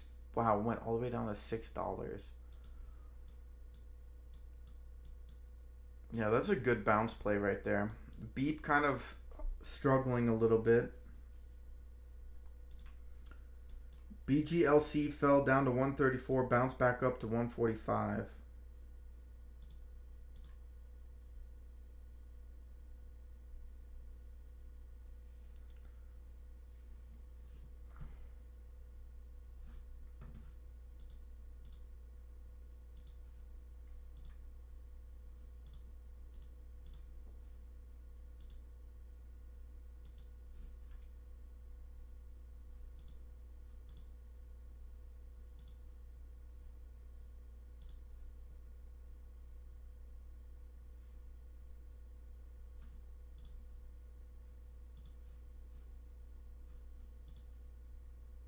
Whoa, the SPY taking a hit. Where is it? SPY went all the way down to 441.35. Now bouncing. Still think, I don't know. Maybe I think there's a recovery in here. The fact that it's bouncing off the 100 on the 5, the SPY will definitely bounce back up off of that. If it like kind of fell down to 200, maybe you might be concerned. You could definitely see a retest of the 39, but maybe not. It's starting to look like it's kind of found some support levels here.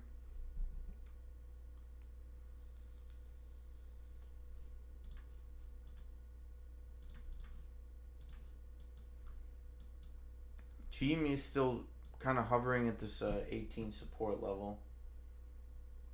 Could have been a false breakdown. Silver is still struggling to kind of break out here. Oil had a nice little recovery after dropping down. Still seems some strong buying pressure. Volume is still good. Some Taco Bell sounds good right now. Yo, man. Yeah, I might hit up Chipotle later today. I haven't had Chipotle in a while. You know me and my burritos, man.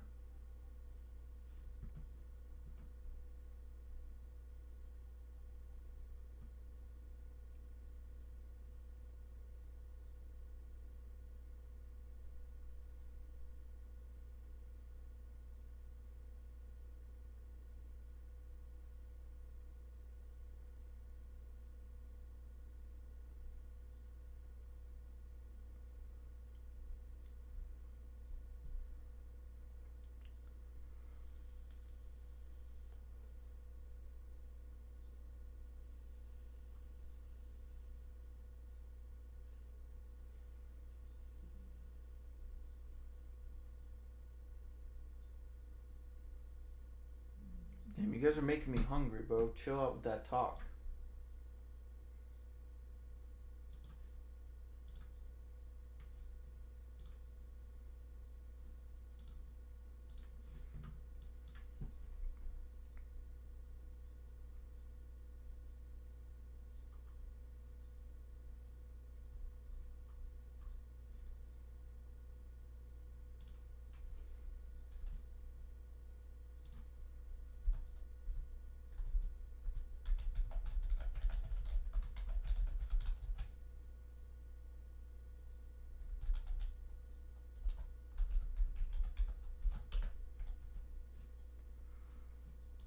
GNS looks like it might break this 196 support area.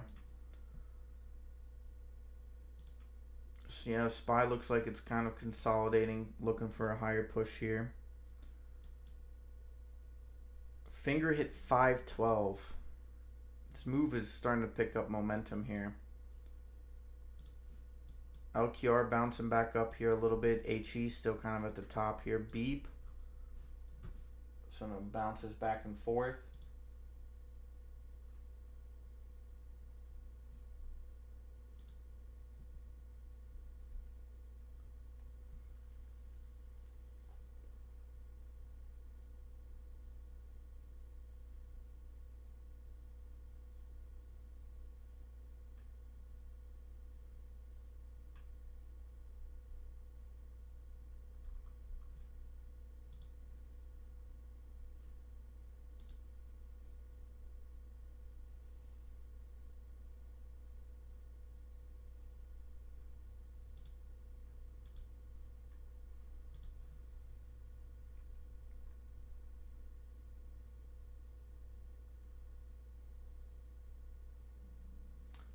Yo, Steve, get out of here, bro. Just walking in. Yeah, I made. Oh, dude. God damn it, man. Oh, some Alfredo as well. You, man, go put on your mask, bro. Don't you got some eBay shipping to do or something?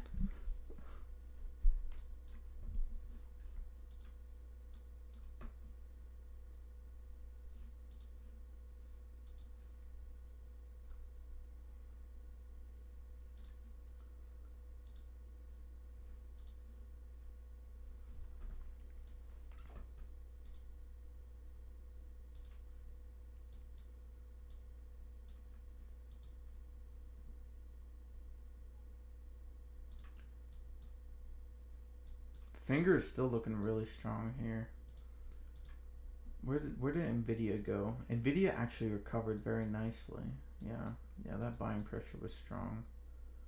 A lot of people thought 450 would, if you broke below 4, well, okay. It's still at the 30-minute 500, bounced off the 1 hour 500.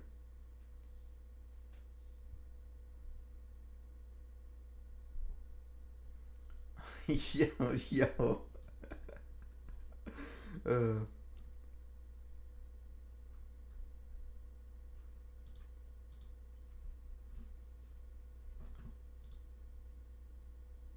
Dude, you don't even understand, man.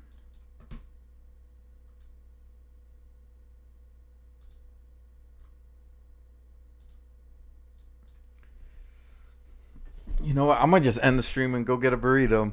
How about that, Steve? Whoa.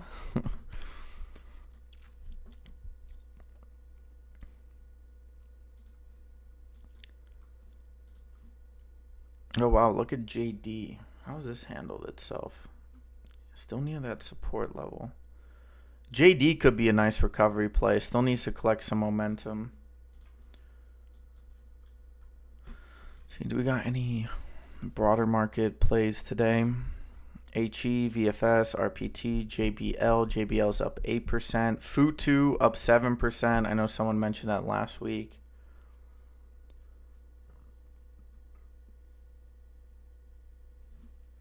Excuse me.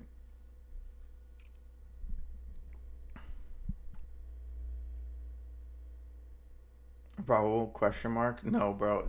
Just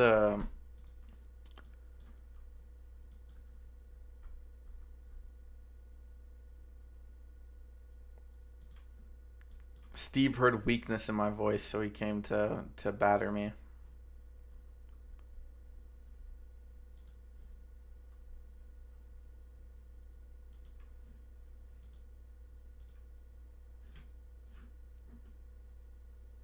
God, bro. That looks so good. I had spicy ramen noodles yesterday, so I haven't really had I've had much of an opportunity to. I haven't had some like real food.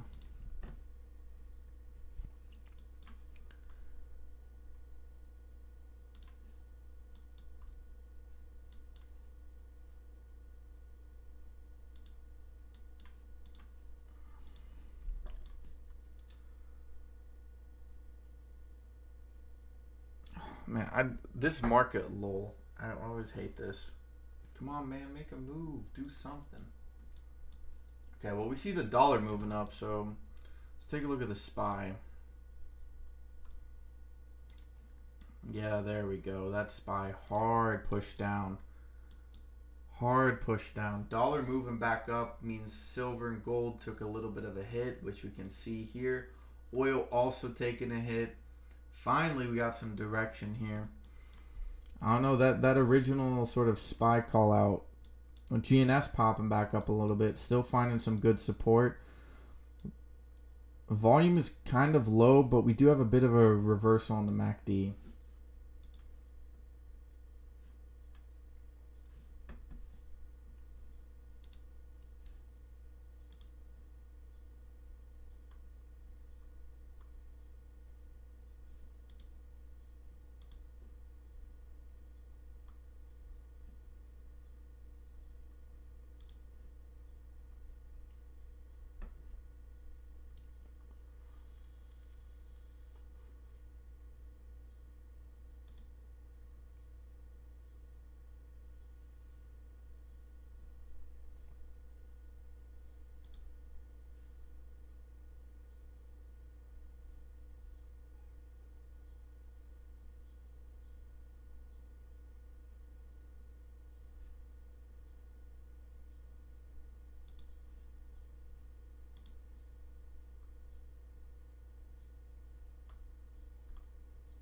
Oh, damn, you guys are still using the Discord a lot, bro. I didn't even realize that.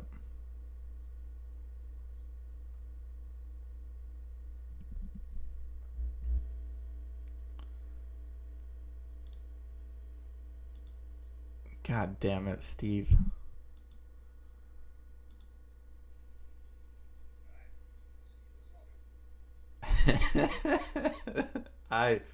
She's a smoking. Oh, dude, that's so funny.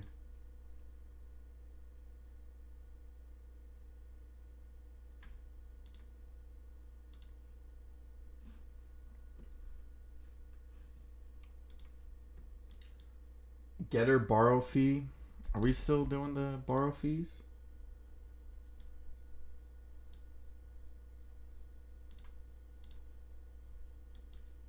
Still on a downtrend. I don't see much volume. It did pop up to that 70 cent area. Nice little run. Whoa, you had a drop all the way down to 35 and it popped right back up.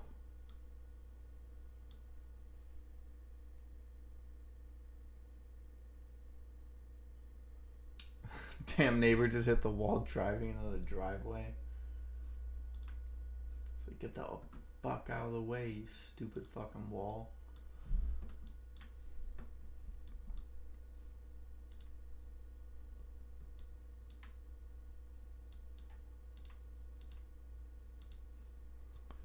Bro, the barbecue sauce, bro. God damn.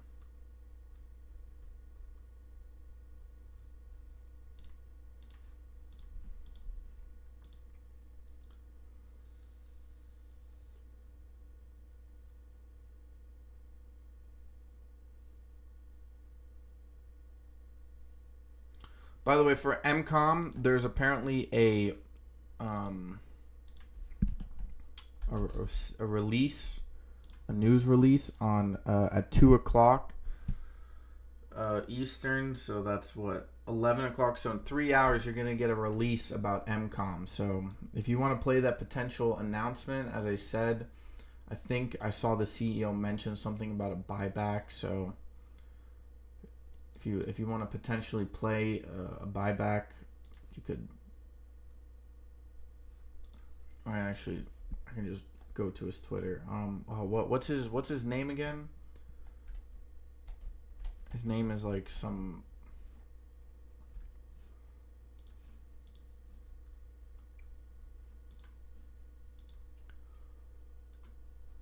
It's like Sylvester. Not Stallone. I'll just look up MCOM.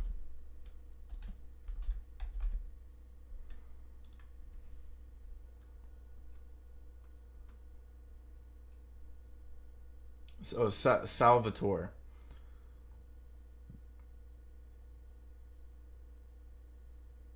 Okay, so he's doing a Twitter space on the 31st. He's releasing a piece of news today at 2 o'clock, so 11 o'clock my time. Yeah, so he's releasing a shareholder letter today.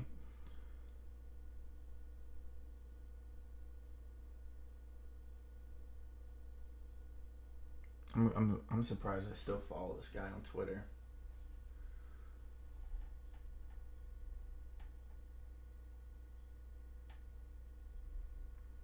Yeah, Raul Palela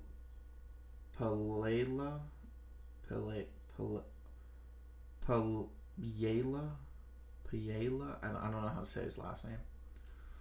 TTOOY falling like that. Well, they were supposed to release FDA news recently, and they haven't done so.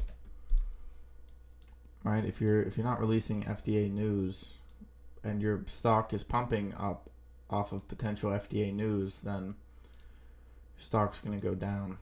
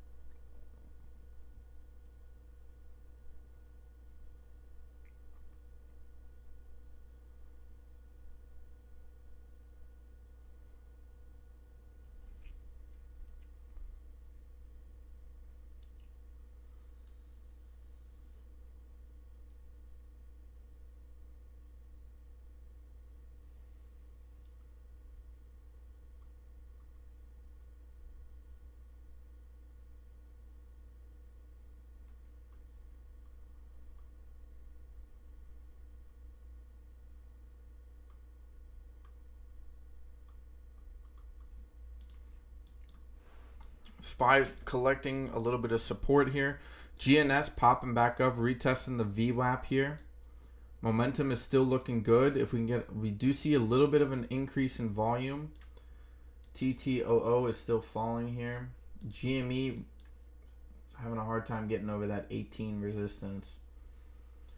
Probably need to wait a couple of days. It needs volume to do so. Nvidia still popping up here. Amazon continuing to drop further here. Microsoft as well. What about Tesla?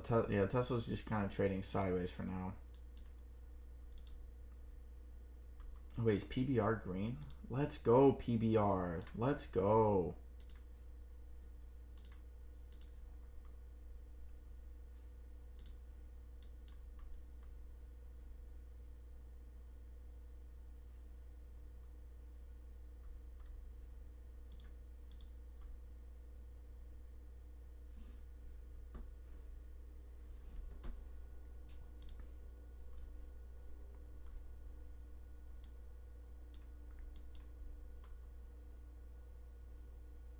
BGLC is, I think they reclaimed the, what's the 13 here?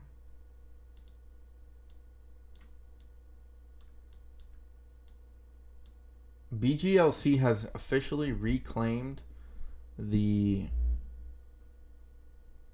13 EMA on the daily, despite it having strong downwards momentum. We do see it being collected. We do also see some good volume. I think if you can finish green over the 143 on BGLC, you could see a potential spike up. Right? If you're looking at BGLC, kind of bounce off of this support at 91 after dropping to 65, kind of recovered after that. So it's BGLC looks good for maybe a little bit of a pop. I'm not sure it's gonna head back all the way up to this $18 area, but I mean, if you're making a play for an increase, definitely some potential there.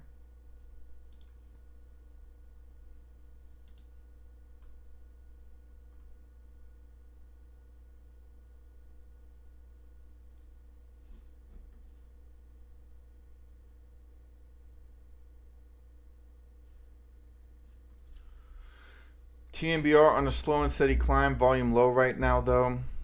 Yeah, it had that buyout news.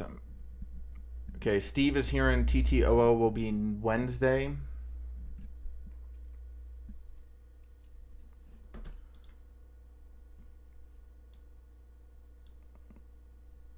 Okay, that was crazy. I don't even know. Alright, yeah, let's take a look at Beep. Yeah, Beep did hit, as Zim said, 1396. Still following that 13 EMA pretty nicely.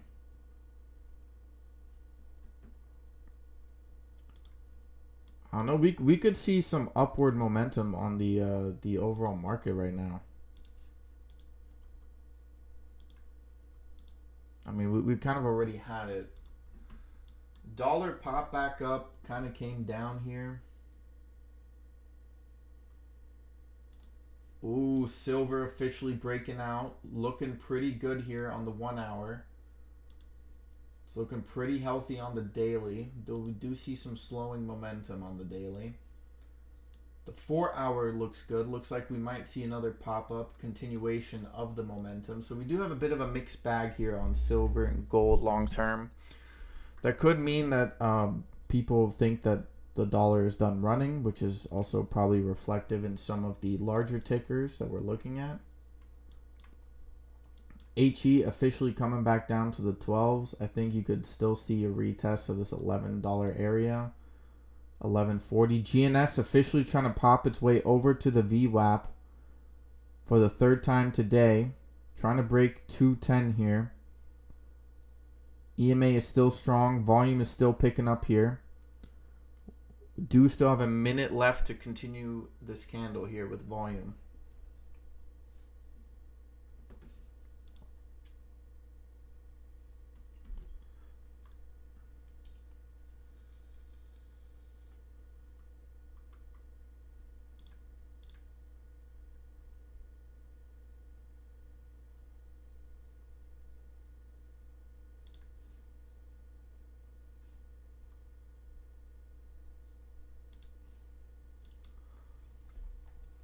Apple completely rejected the 180 breakout.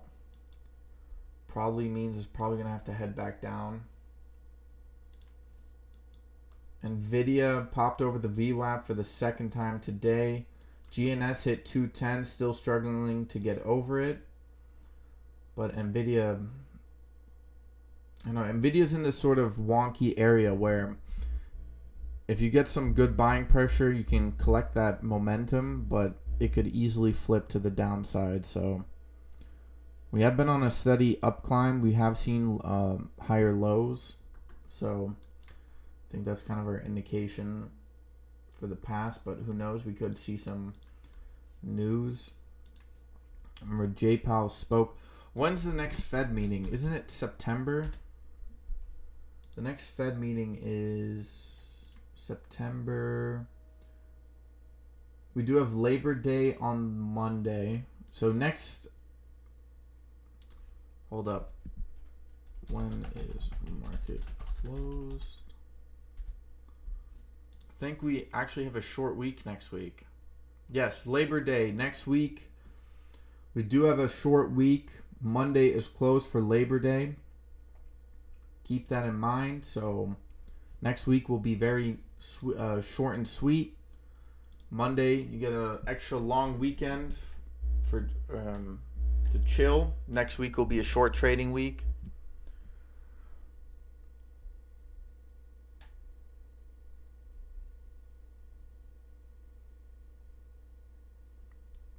Zim, the dangerous question you may ask. Recession brewing.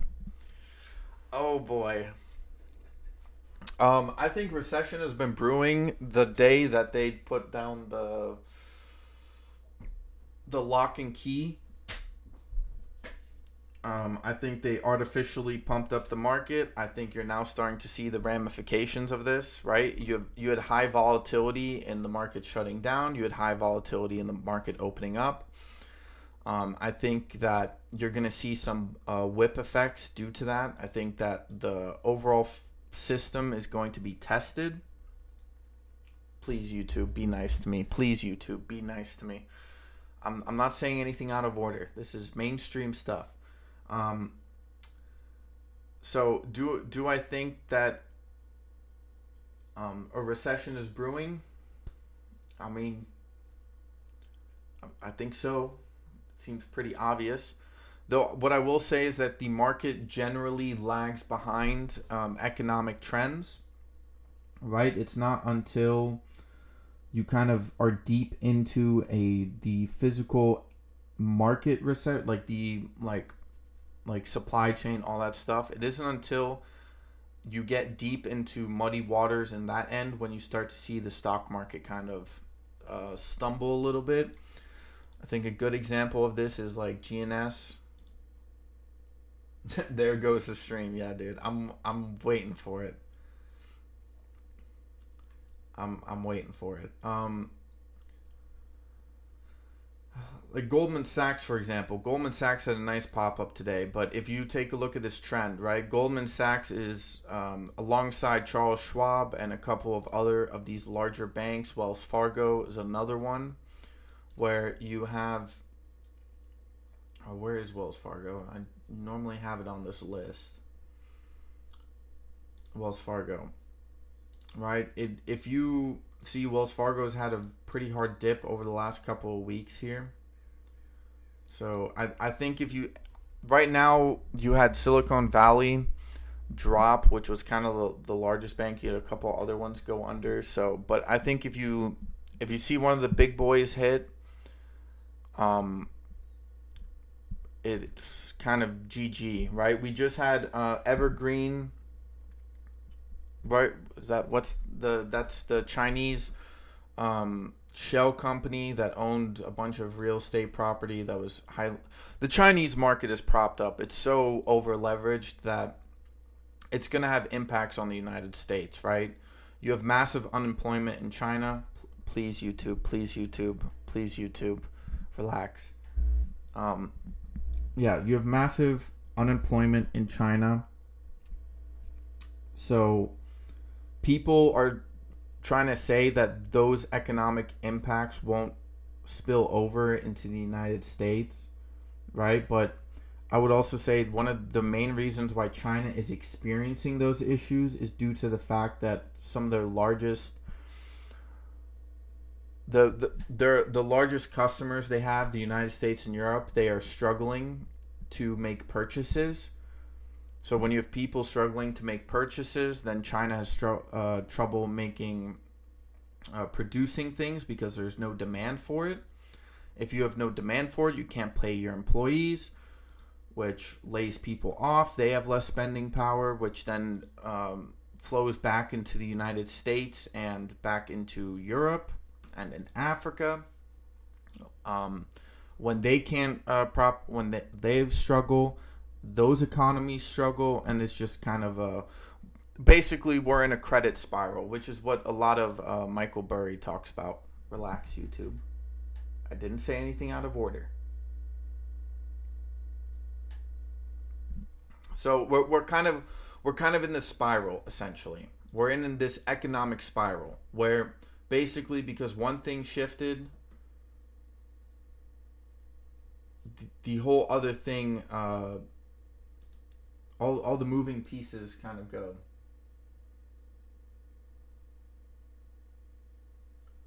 No surprise that there's a bunch of Karens working the YouTube algo. Dude, the temptation to just go, I want to spaz out like Eminem, just start saying all this stuff, but YouTube has relations with individuals that don't take fondly on the things I speak on.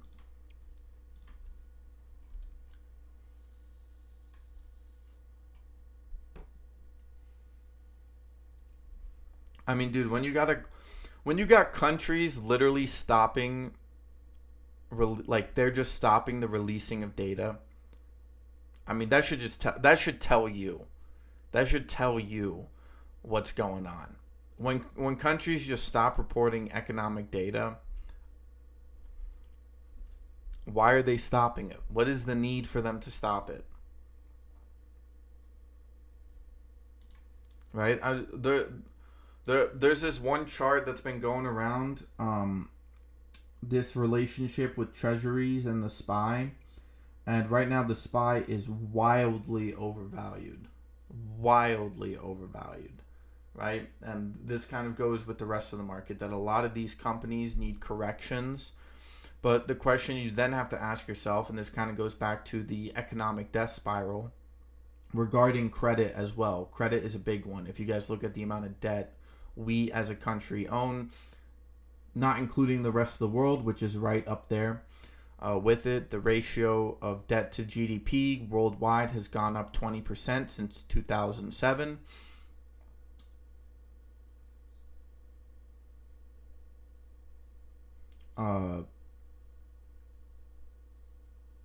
Yeah, you kind of have this sort of credit spiral where basically I think that's America's biggest issue, is a credit spiral, is where basically because we don't our whole economy is technically the financial sector, not all of it but a good portion of it, and when we can't sustain when we can't sustain the over levered market, that's when things go bad. Yeah, Zim's like crypto.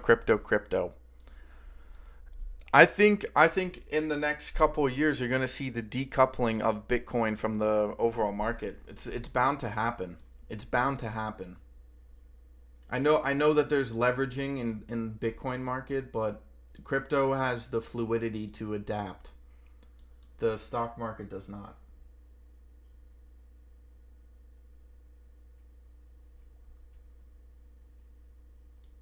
Nvidia popping back up here.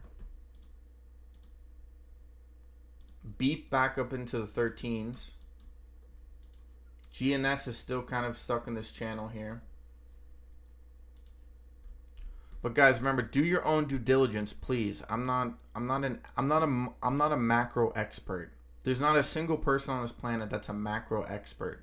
I'm just telling you, the best way I can describe it to you, in the most simplistic terms, is, one of those like sifting pans for gold. It's like you scoop up a bunch of stuff, and then you start shaking it out with a little bit of water, and eventually all the crap that you scooped up falls away, and the only thing you're left with is the valuable gold, right? I think that's kind of what the market's kind of doing right now. Is it's being shifted or sifted through, and it's kind of figuring out which areas are strong, which areas aren't. It's like, that's the easiest way I can put it to you. Right, there's gonna be ebbs and flows. There's gonna be pop-ups, right? That's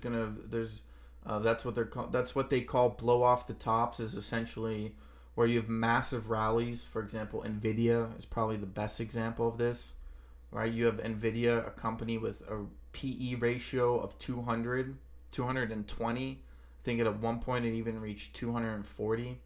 Like, it's not sustainable. Nvidia would have to basically sustain their growth for the next 4 years, and that assumes that there's no delay in demand, which again is going to become an issue. Because if you look at, for example, at some of the large tech companies, and you look at their demand has been diminishing. So if their demand diminishes, Nvidia's demand diminishes, which in turn results in lower profits, which results in lower trajectories, which in turn results in the loosening of confidence in the stock price, which that takes time. Obviously, that doesn't happen overnight, but it could potentially happen overnight. We don't know.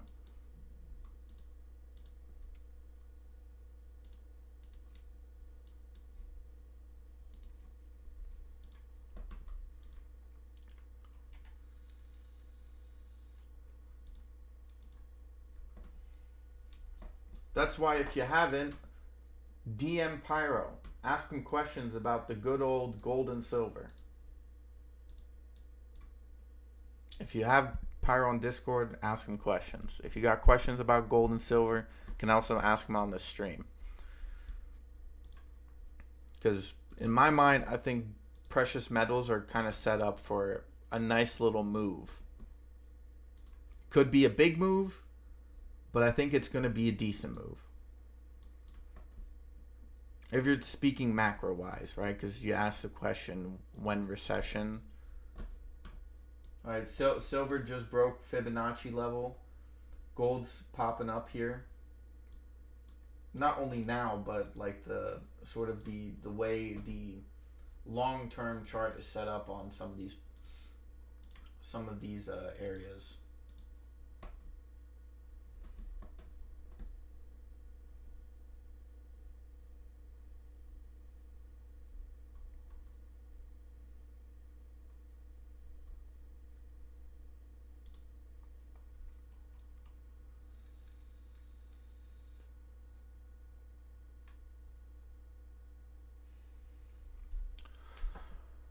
I mean, dude, the list goes on. You probably have also seen the news, for example, that...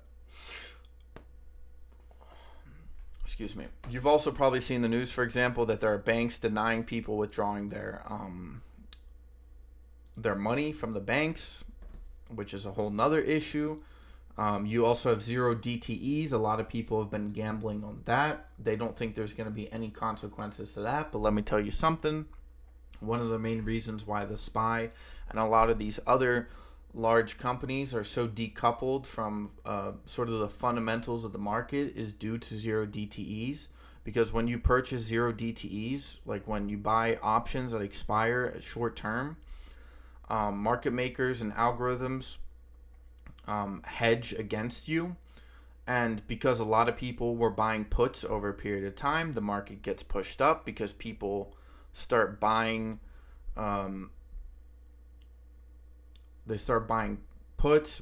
Market makers and algos start buying shares, market gets pushed up, Then they start buying calls. Then they start selling shares. It's a whole back and forth thing.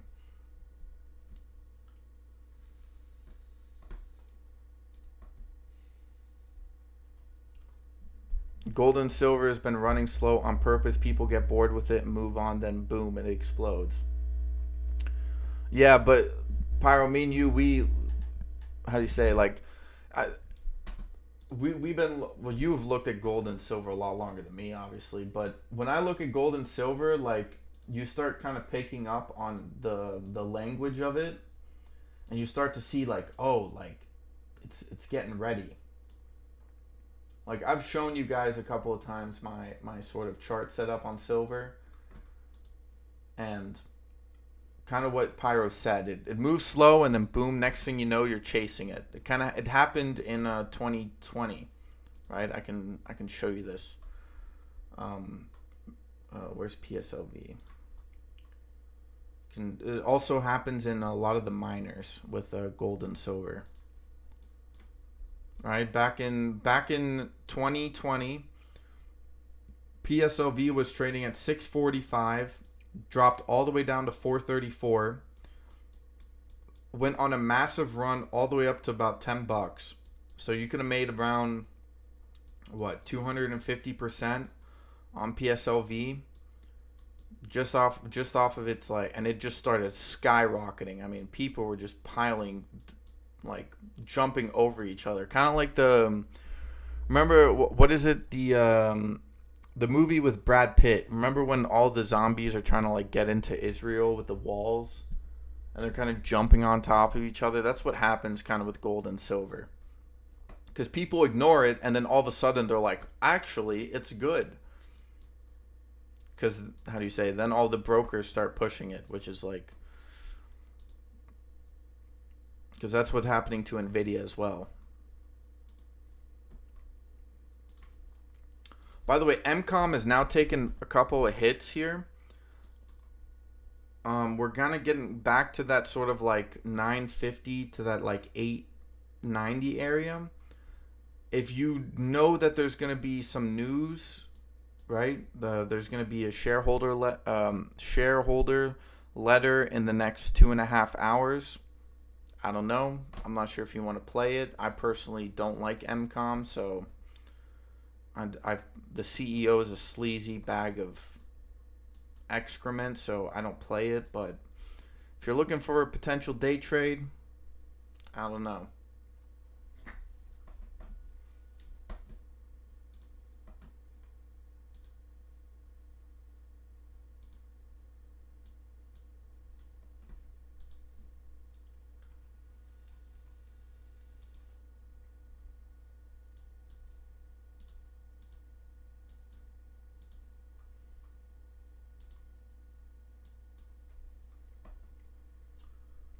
Speaking of gold and silver, look at them boys move, baby. Dollar is coming down. We did have some good buying pressure on the day, but I don't know how long that's going to last. SPY's now coming back, curling back up, going to be retesting the VWAP. Momentum is on its side. GNS is still trying to push itself up against that 210. Currently trading at 208. MCOM, yeah, dipped to that 940 area.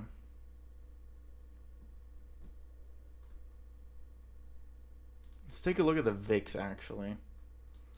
See, this is the monthly. Yeah, we had a bit of a rejection here. Weekly, we had a bit of a pop. It's still right next to this sort of trend line that I have.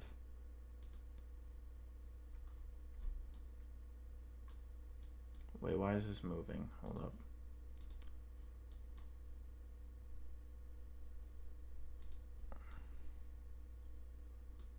Why is my trend line so off? Hold up, let me fix this. Let me fix my trend line on the VIX.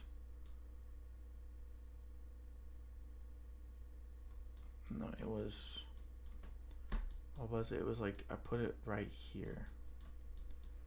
Right? Yeah, that's what it was. Yeah, that makes sense. So you kind of have these long-term,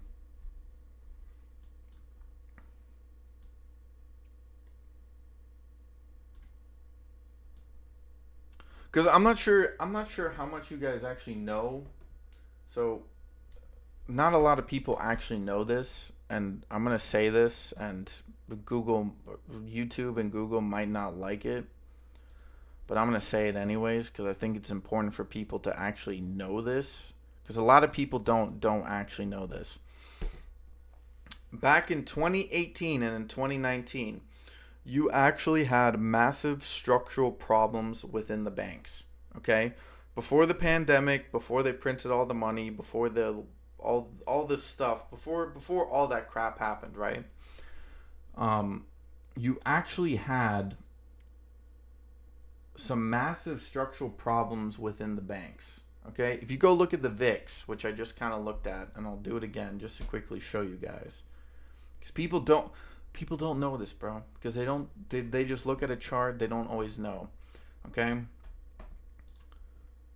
I'll even highlight it for you guys. Okay, this area and this area. Okay, this was back in 2018. These two areas were during you had issues with banks. Okay, and you had some massive spikes. I can show it to you on the SPY as well. Here, right? A lot of people think that this is actually due to the pandemic, okay? Which to a degree it's true. But what was happening simultaneously, and what a lot of people don't actually understand, is that at this same time, independent from the pandemic, you had a massive structural issue on the banks. They don't talk about this because a lot of people, they just talk about the pandemic as like everything shut down, the market panicked, everyone sold, yada yada yada. To a degree, true.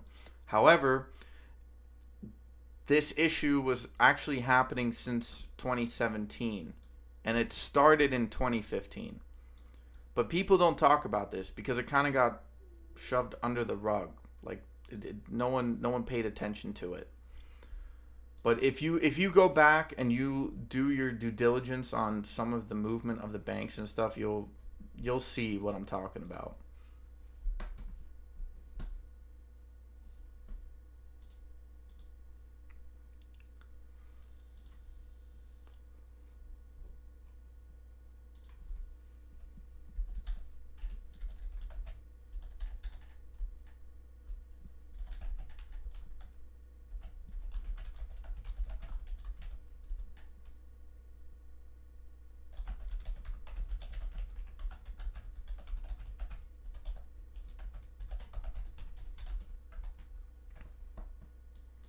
Whoa, SPY just took a massive hit here.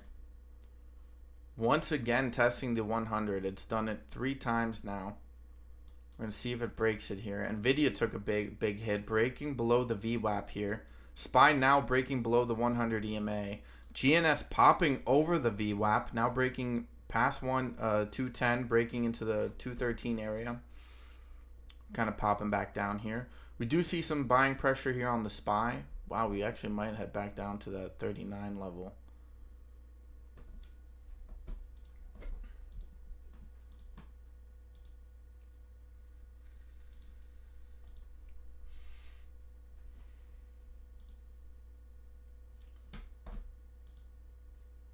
I mean, yeah. So the overall market was very green today. I mean, every sector from financial to healthcare to industrial to real estate was all green. We had utilities turn red throughout the day. We had healthcare turn red throughout the day. Amazon is kind of bringing down the consumer cyclical. Technology overall is green, but Microsoft and Nvidia are kind of starting to bring it down pretty hard.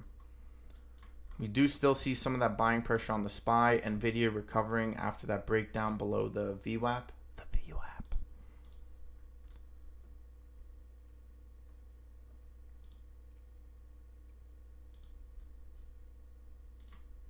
I feel like though this weekend a lot of people forgot about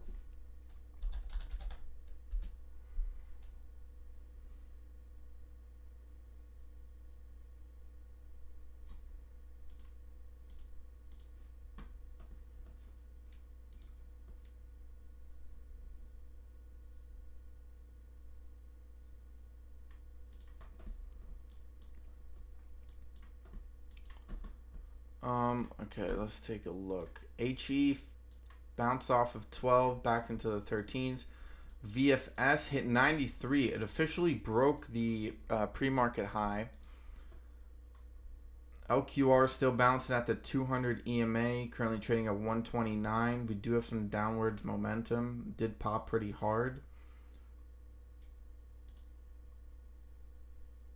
Does look like it might have like a late day run in it. I think you could definitely see a move to like the 2. SPY's buying pressure not strong enough, heading back down to the 440s here. Fingers still in the 5s. GME rejecting the 18, heading back down to 1760s.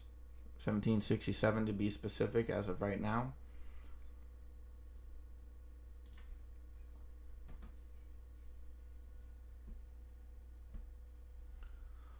When I say explode on gold and silver, I'm 5 to 10% is what I mean. No, Pyro, I completely agree with you.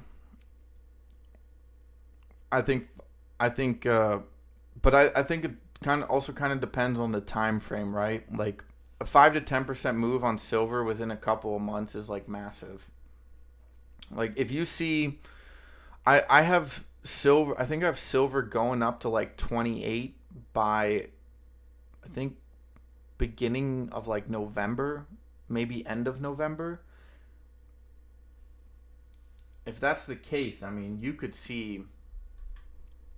That's like that kind of starts a little bit of FOMO, don't you think?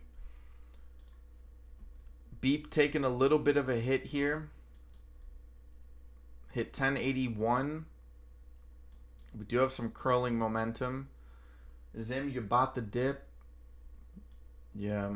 No, you see cool off on the RSI. MACD is crossing over. I think you'll probably find some support at this 970 area. GNS still trying to break out here, 210.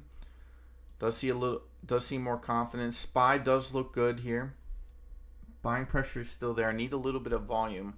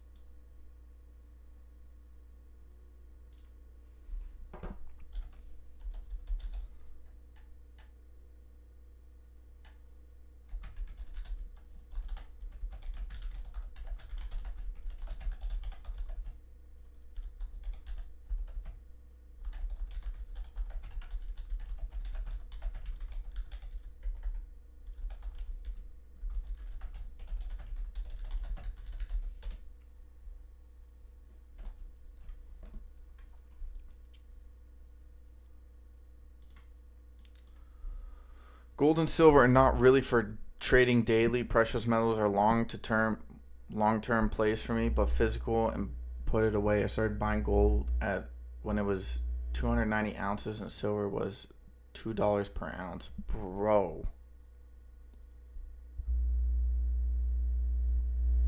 if you got kids, they better be helping you with all the chores. All the chores. You ask them to do something, they better do it. Like that's one thing I wish like my parents had done was just like buy a crap ton of silver and gold. SPY is now really bouncing back into the 440s here.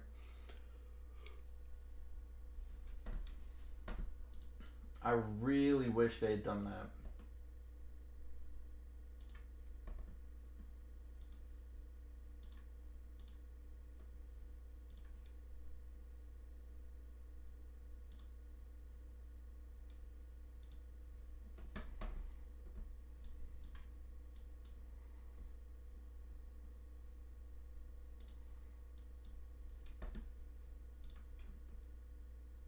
$2 per ounce, bro. Holy crap.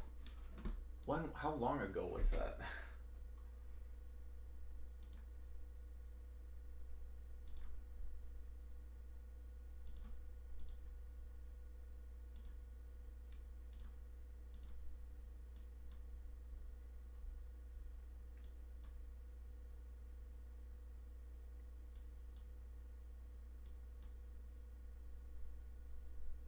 That was a long time ago.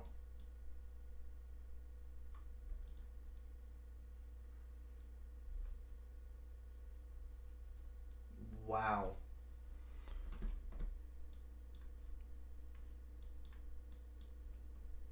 I hope to spend it all before I go. LOL, 30 years.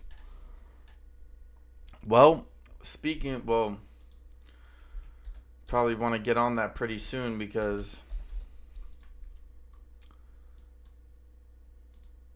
if you take a look at some of these COVID plays, man, it seems like someone's getting ready for another pandemic.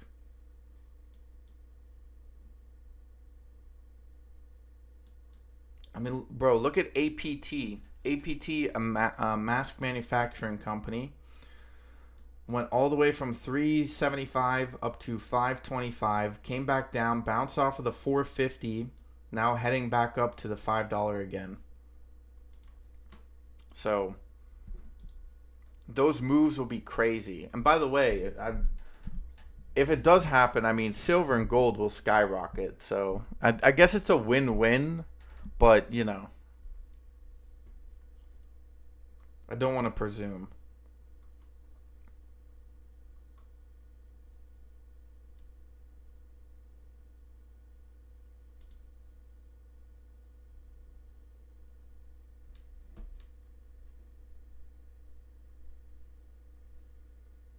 Silver is still good buy. Buy a couple ounces every month and put it away. You won't regret it.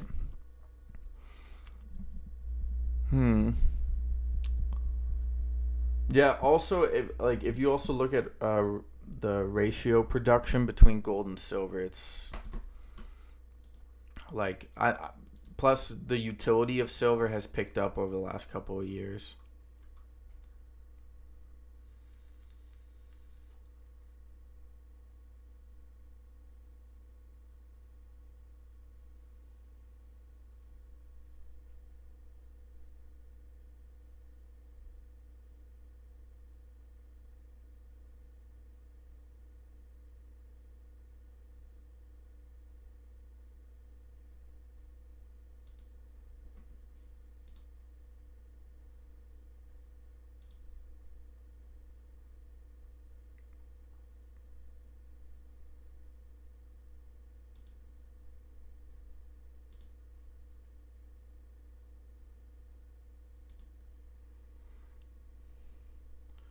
By the way, China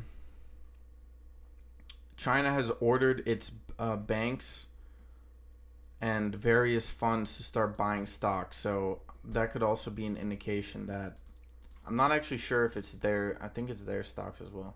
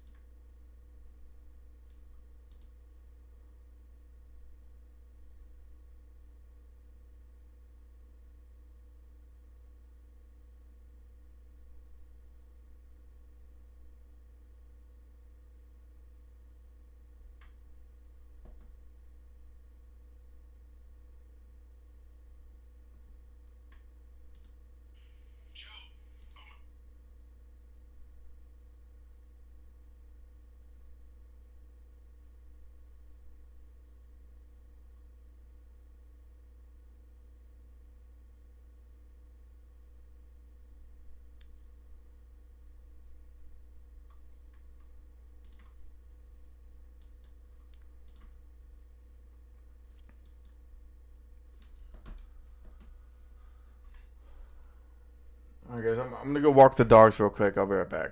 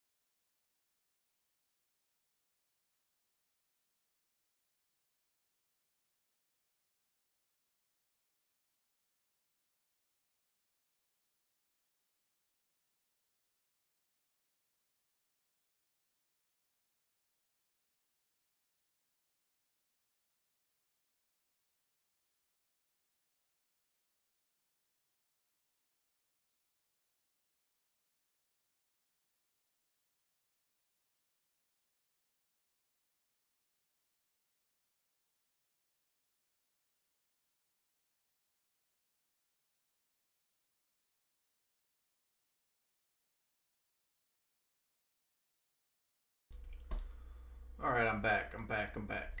Let me go feed the turtle as well. All right, let's see. Beep falling to 988. Yeah, bouncing off that 500. 975, 970, good support. GNS 215, popped up to 219. Still underneath that morning high. HE making a bit of a comeback here, popping over the VWAP. EBET is moving.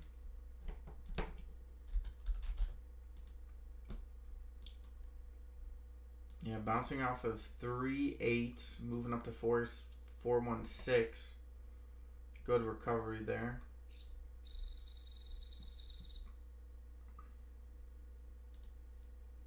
MULN popping up here, 59, bouncing off of 55.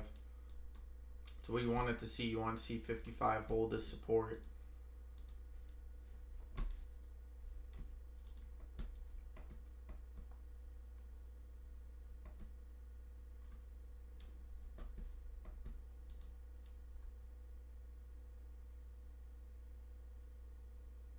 Let's take a look.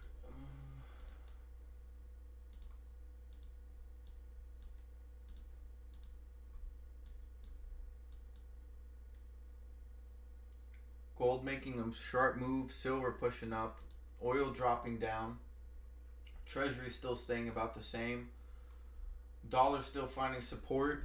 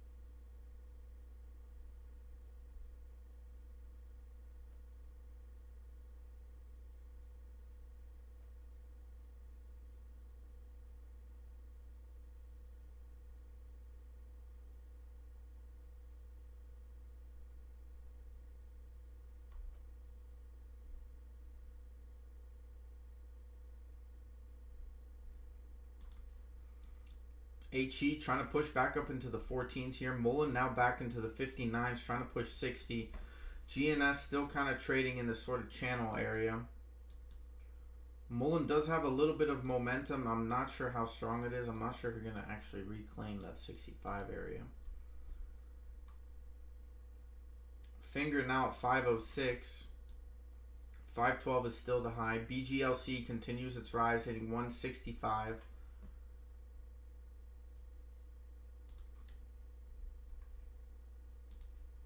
Carvana all the way still at 44. Popping up today hard, up 8%. Some good momentum on its side now.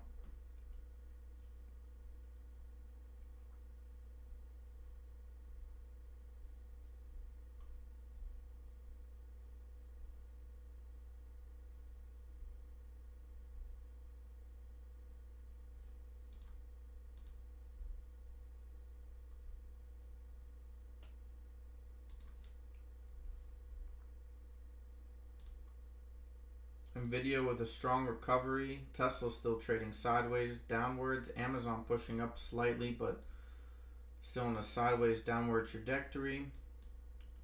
MULN 5996 is the current high, trying to break into the 60s. Getting closer and closer.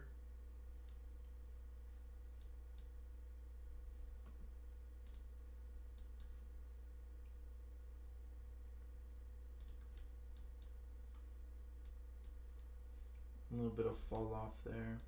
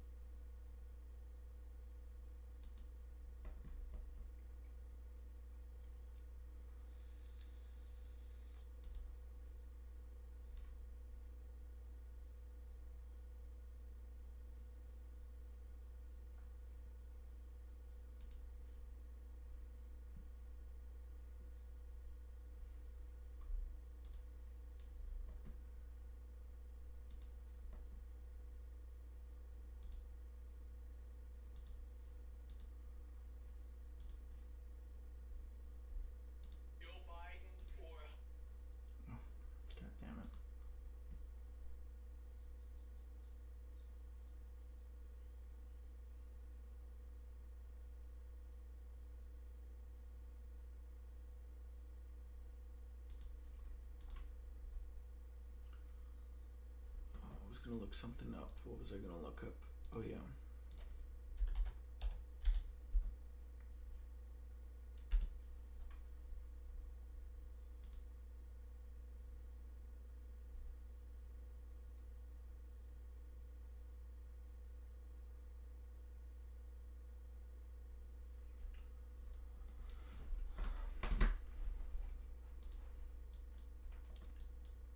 MULN with a bit of an indecisive candle on the way up.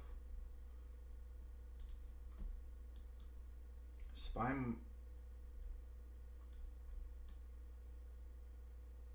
is curling up a little bit. Needs a little, probably a sharp little drop here and then a continuation upwards.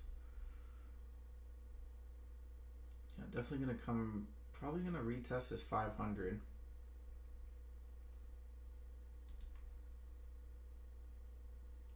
Nvidia's still pushing back up here.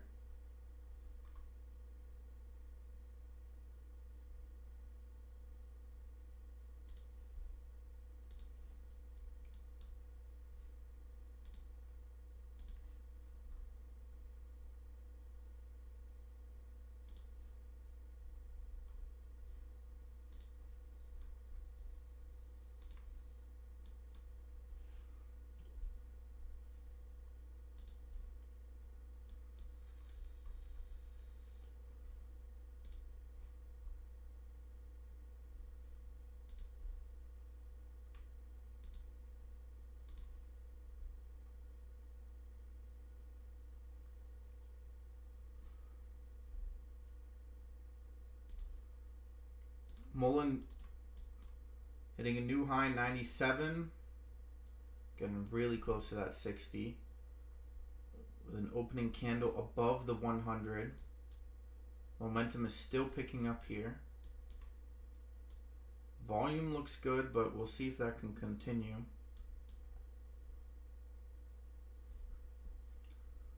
GNS taking a little bit of a hit here.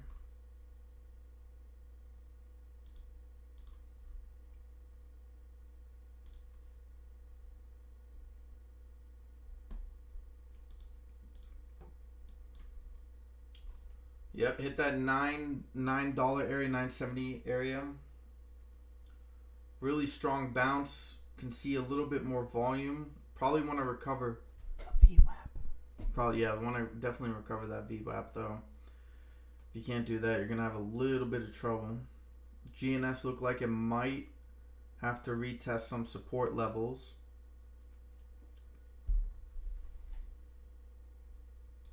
Do you know what the news is? Mobile Infrastructure Corporation completes public listing following merger with Fifth Wall acquisition. Okay, so they so it was an acquisition.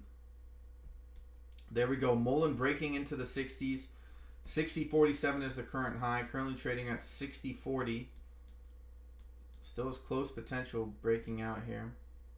Looking really good on a lot of these time frames. 15 is a little weak. Want to see a little bit more. We are still seeing continuous volume pick up here. 30-minute, nice little bounce here. 1 hour, we do see a bit of a reversal in play. Yeah, I think if you bought Beep in the $9 area, you would have been good.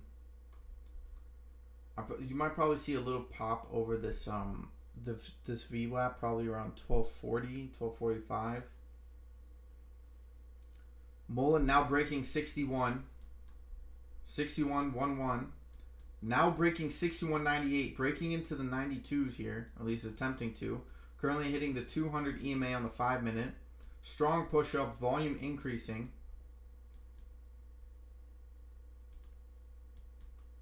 Hard pop. Definitely testing some resistance points here, but 5 minutes still got some strong momentum on your side. Could have bought MULN at the 55 support level. Would have been a nice little dip buy. Beep still looking strong here. We got a good setup. We do want to see a bit more buying pressure.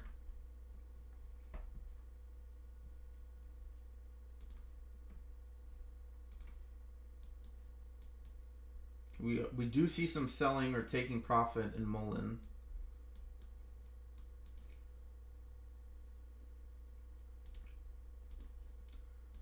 GOEV, Pyro's call out is still on the rise. It continues to push up. Hard pop up today, breaking the 2-hour 500 moving average, tapping the 4-hour 500 moving average. We do manage to break, see, we do have this 100 EMA on the daily. If you manage to break, what is it? 94.61. If you manage to break that on Canoe, you could see a hard move upwards. Momentum is picking up, even indicating that on the daily. MULN hitting 6199, still trying to push the 62s, does so, breaking 62.47. GOEV, man, good call out by Pyro. Zims Beep still pushing up 1181. You can see it's going to be at least testing the VWAP. Still needs a little bit more volume in there. We do have a bit of an indecisive candle here on Canoe at the top. MULN now 62.63 is the current high, breaking above the 200 EMA on the 5-minute. Volume still continues to climb.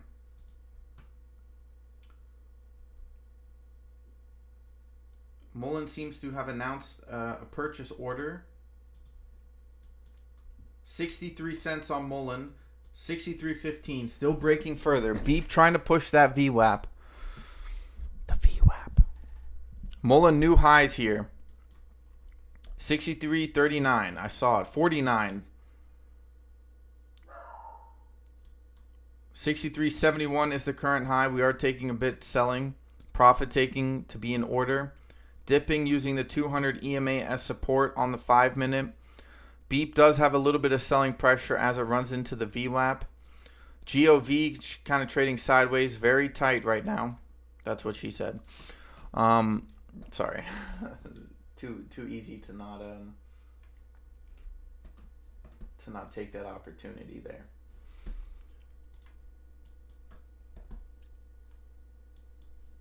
There we go, MULN. Oh, MULN has some strong buying pressure. Look at that, 63.98, trying to break into the 64s. 65.24 is the 500 on the 5-minute, breaking that momentum, curling up.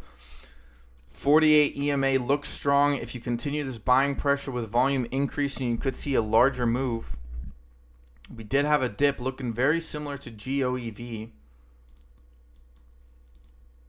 Well, no, GOV just, yeah, had a sort of this continuation upwards.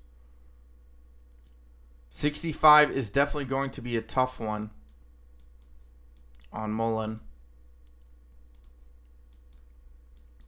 GOV has exhausted some of its buying pressure here, running into plenty of resistances. If you do manage to find some buying pressure on GOV, you could break out pretty hard. But that's more long-term time frame, so you need some setups for that.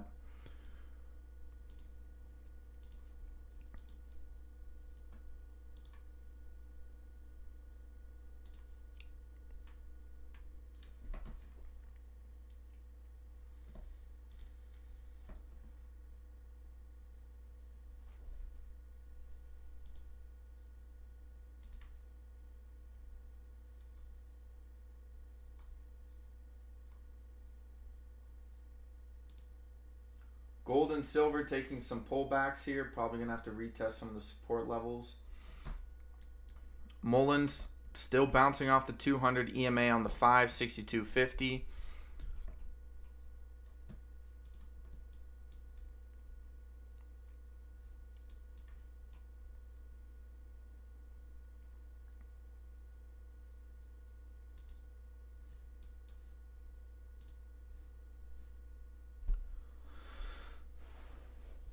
MULN now taking some hits, 61, 62.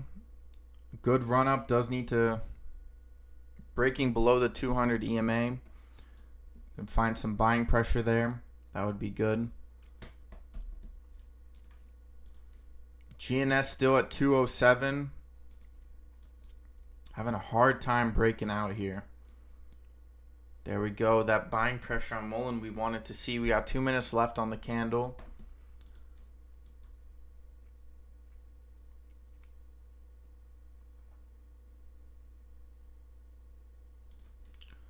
Let's take a look at timber. Another play from Zim.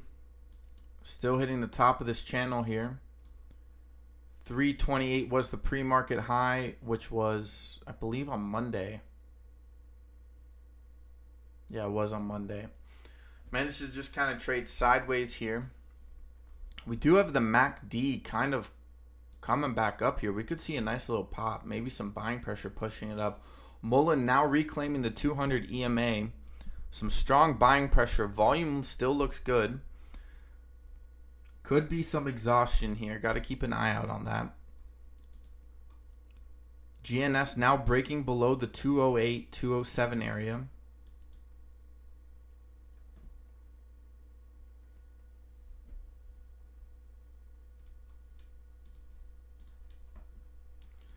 TTOO still tapping off a 30, 111. Any support here? This is a support level here for T2. It is below the 500 on the 1 hour. Do want to keep an eye out on that. That's a major support level right here on T2. If you break below it, you're probably gonna have to head back down a little bit lower.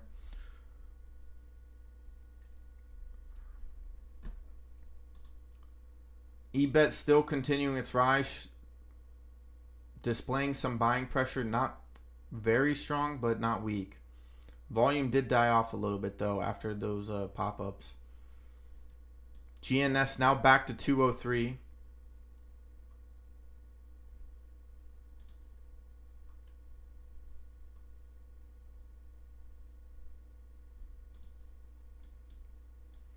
MULN opening up with a new candle here, right on the 200 EMA.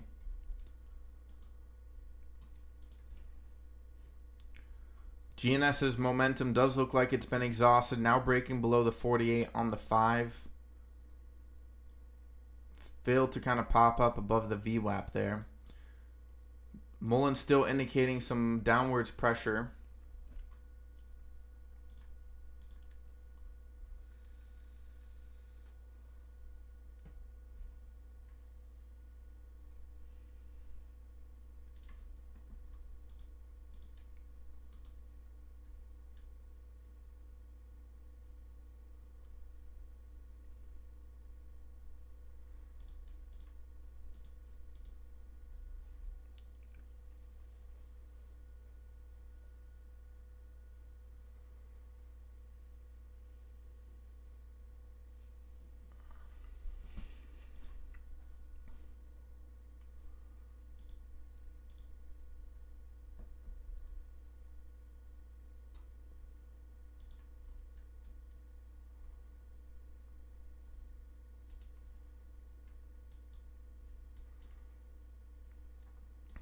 MULN's volume curling down a little bit here, slowing down, selling pressure kicking in.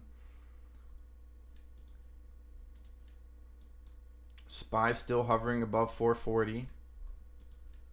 Beep still struggling with that VWAP.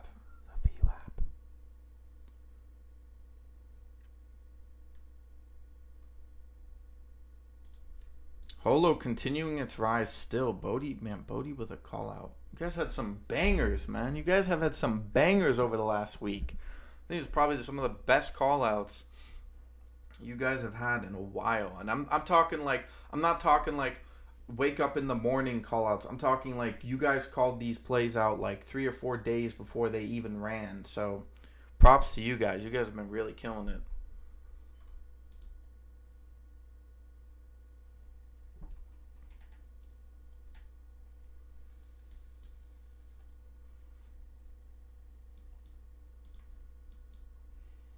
HE is still trying to break back into the 14s. MULN with some strong buying pressure here. Still trying to hold on to that 200 EMA. Volume is still there. Is cooling off a little bit. RSI is cooling off. MACD is kind of topping out a little bit. Does still have room to run. HE is showing some buying pressure. Need a little bit more volume.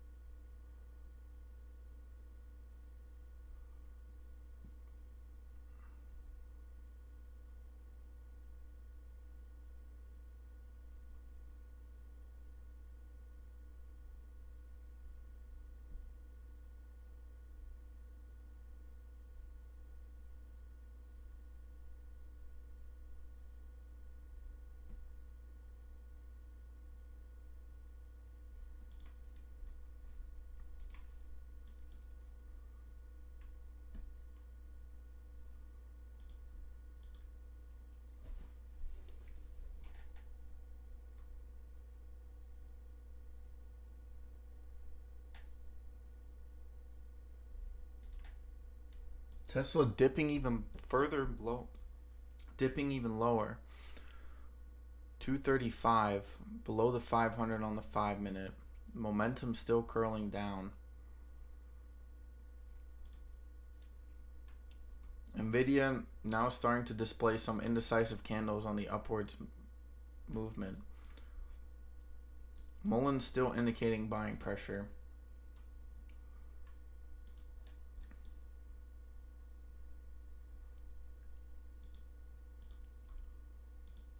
Beep making another attempt for the VWAP here.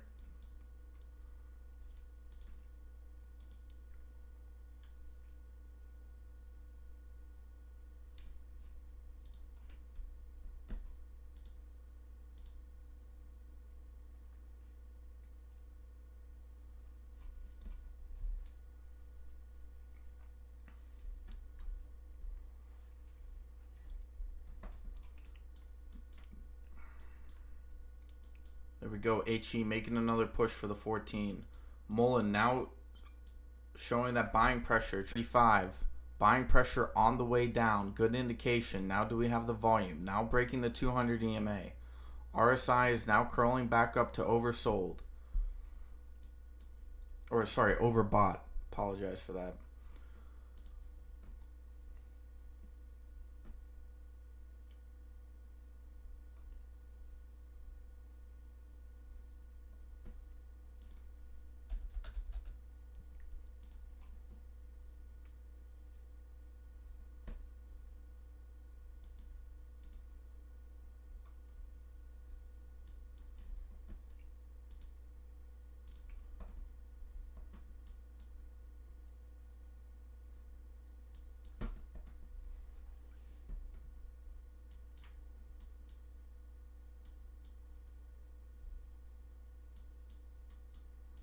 There we go. MULN with a hard push up. We need volume to confirm that push.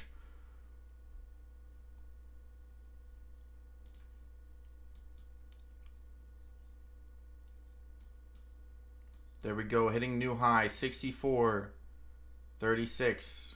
64.44. Now trying to work its way back up to the 500. Do see some selling pressure walking into that 500.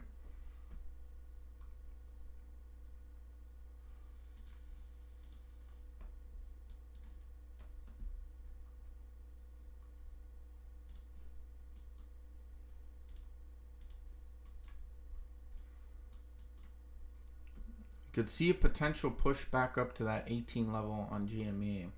It's a bit of a dip buy. Do need to reclaim the 13.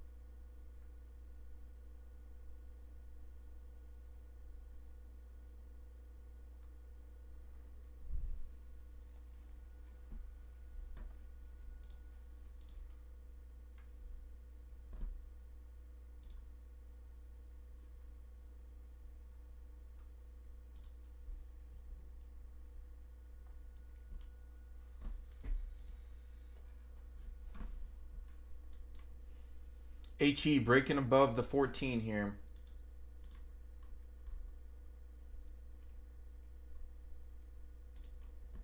SPY popping back up.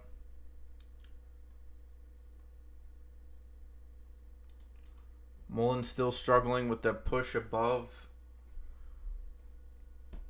the 200. Still running into that resistance at 500.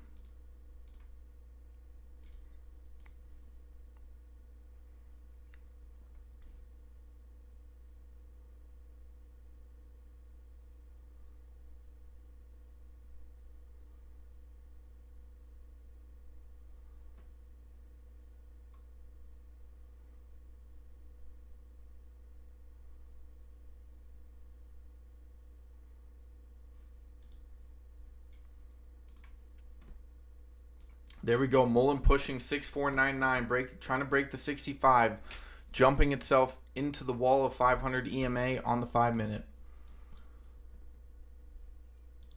Do see that selling pressure. Keep an eye on it. Volume looked good on the last candle.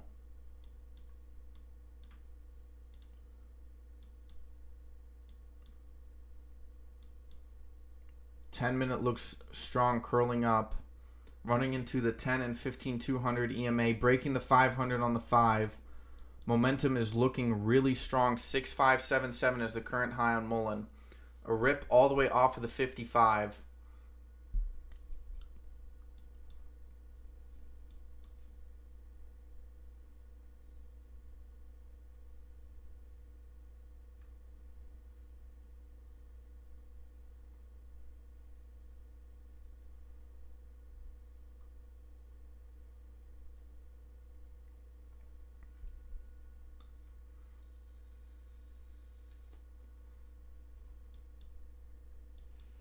$65.87, new high on MULN.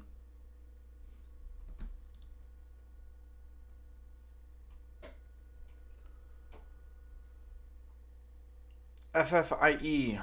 All right, let's take a look. Yeah, wow. 1027, bounce off 928. MULN still pushing up 65.90, trying to break the 65s. Now tapping the 500 on the 10. If we break out here, this could be a big move on MULN. 66.6. Ooh, drink some holy water. Damn, I'm out of water. I had a little bit left. Selling pressure hard here. FFIE, very nice pop up here. Actually, haven't looked at the fundamentals of FFIE in a while. I know not a big deal trading. If you're playing it for long term, that could be a whole different story. It did, as you said, it did RS, which is always an issue.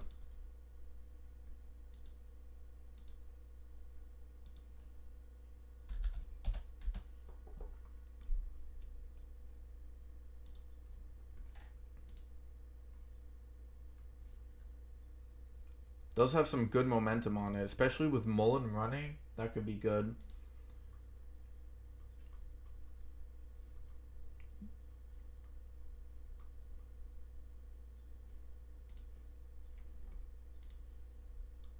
SPY pushing back up 441. Dollar looking very bearish right now. A lot of selling pressure. Looking like the momentum could break down here. Could see it push back down to some support levels. Gold and silver still indicating some buying pressure reflected in the dollar's price action.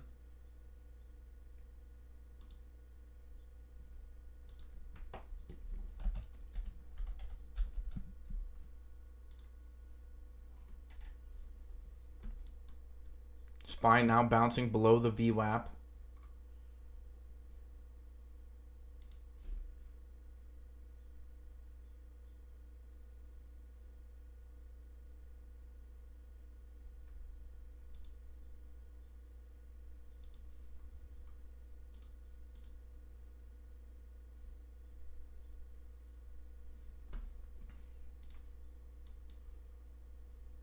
There we go. MULN 669 breaking into new daily highs. 6685. It did hit the 90s. It definitely hit the 90s. I don't know why they removed that.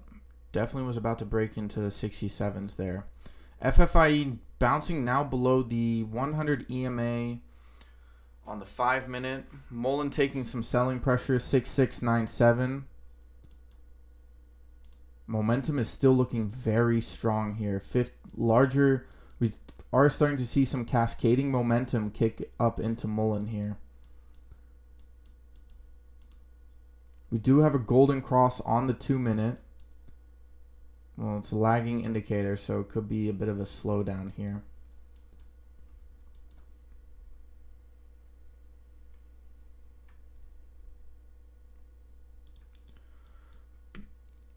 Beep still bouncing off of the 30 EMA on the 5-minute. Again, I think it still needs a little bit more volume. If you manage to break the VWAP, you could definitely see a move higher. This could be one of those, like, I think you might have to retest that 975 area again. Because if it's having trouble breaking the VWAP right now, then it's going to come back down. If not, you could see a nice little pop. MULN showing some selling pressure. The VWAP.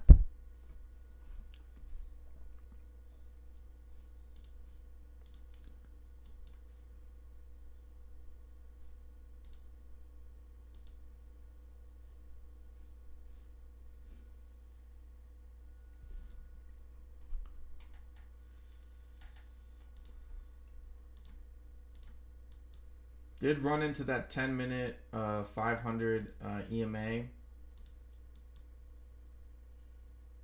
Next, the 500 EMAs on the 15 at 70.68. 70.75, but how do you say, it's probably not going to tap that. If you do manage to break out with some really strong momentum, kick in with some more buying pressure, you could see 81.20. Kind of back to where it was a couple of days ago. We do see some good, strong buying pressure bouncing off that 500 on the 5-minute.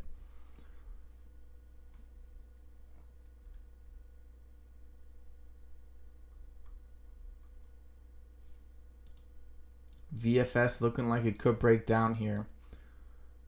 T2 looks like it's bouncing very well off of that support level at 31.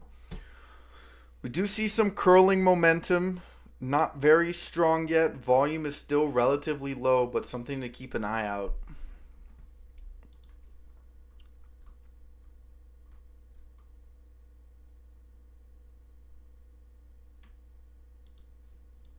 HE rejected the 14 once again, this time hitting below its previous high of 14.19. Before that, you had the high day 14.74.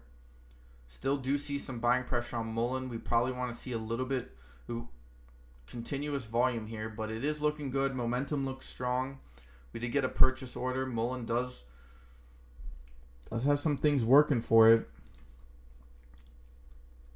Could be one of the reversals of the it's, again, I've always said on MULN, it's a high risk, high reward play. You either make a crap ton of money beyond your wildest dreams, or you lose all of it and you don't get any of it back. It's risky because their debt is crazy, if I'm not mistaken. They do have some orders in play though, so I think that's also why they do a lot of these. Oh wow. Never mind. They got some good cash. That's right. Damn. It's risky, man. You can day trade it for sure, but if you're holding for gold, you've probably been sweating bullets for the last couple of months.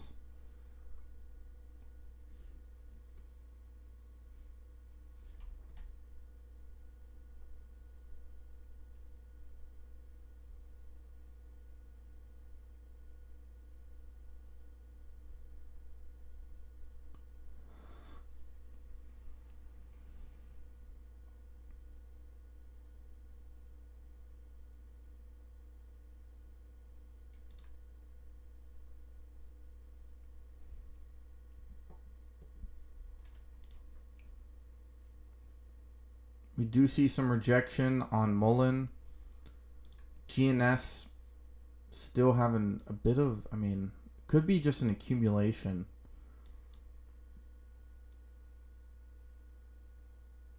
Wow. Weeble's fudging with those candles, bro.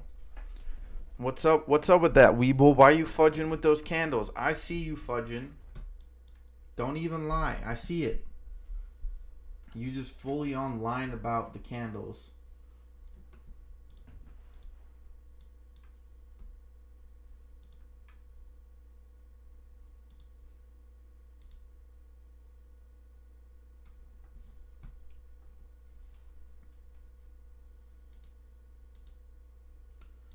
Yeah, MULN does look like it needs to retest some of this support. Looks like run needs to cool off a little bit. RSIs are well above the 70s here.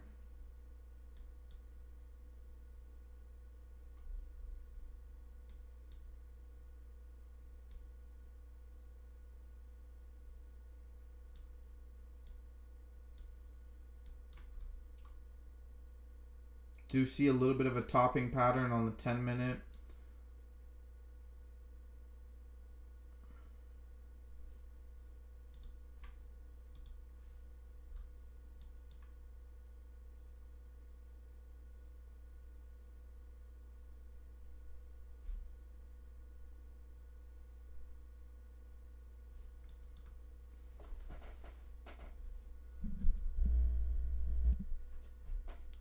Canoe taking a little bit off, taking a little bit of a rejection off of that 63.22 high, coming back down into the pure 60s.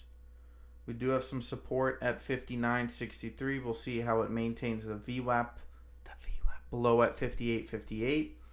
MULN still coming in with some good buying pressure. The volume doesn't indicate the move, but we'll see how it maintains itself. We are retesting and breaking above the 10-minute 500 moving average. Buying pressure on the 15 indicates a potential push up to that 70.83.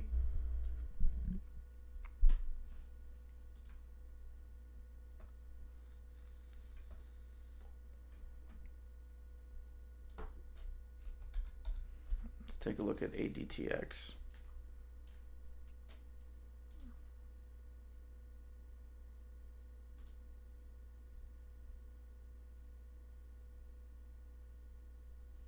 There we go. MULN's starting to look real good.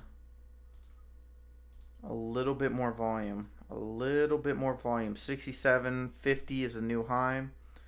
ADTX, I'm not 100% sure about. It's one of those plays that indicates no momentum. You either need a hard, solid drop or a form of accumulation. 68 on MULN now.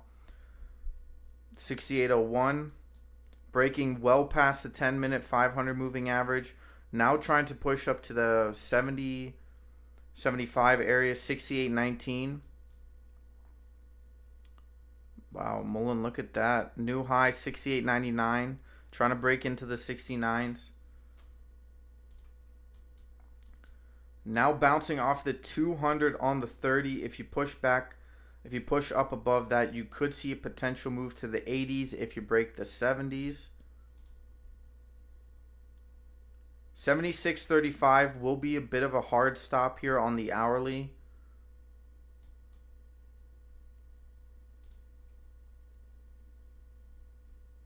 $76.82 correction. You do have cascading momentum, which is good to see. You are now getting closer and closer to a golden cross on the 5-minute. 10-minute looks really good. GOEV officially breaking down to that 59 I was talking about. Whoops.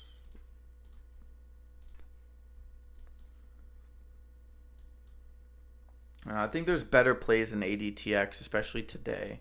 If you're trying to swing it and catch the bottom, trying to play the pivot, I would wait to see some accumulation. Seems to me that bears are still in full control. We have seen some selling pressure on the way up on the 10-minute.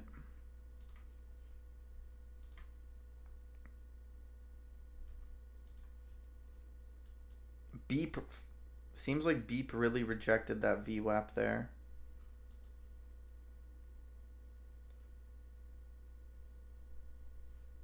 Volume is still low, but I don't know. That could be prime for another pop up there. We'll have to keep an eye on that.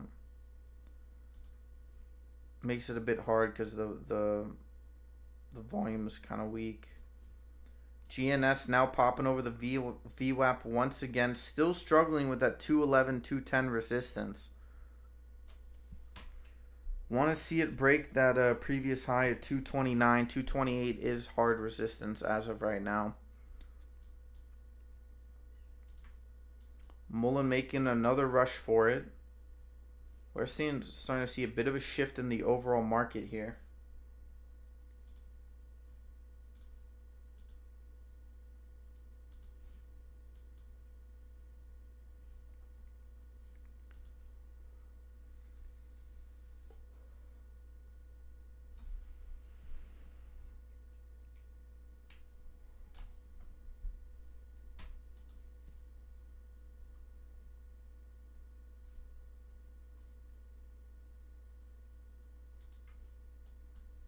SPY now reclaiming the VWAP.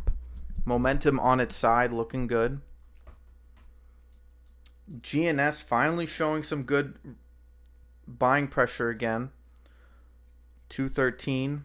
GNS indecisive candle on the 15. We did see that earlier on the 5 and 10, so maybe it's still cascading. 30 still looks pretty good. 200 will be a bit tough. Still got that hourly cascading, 76.81 now.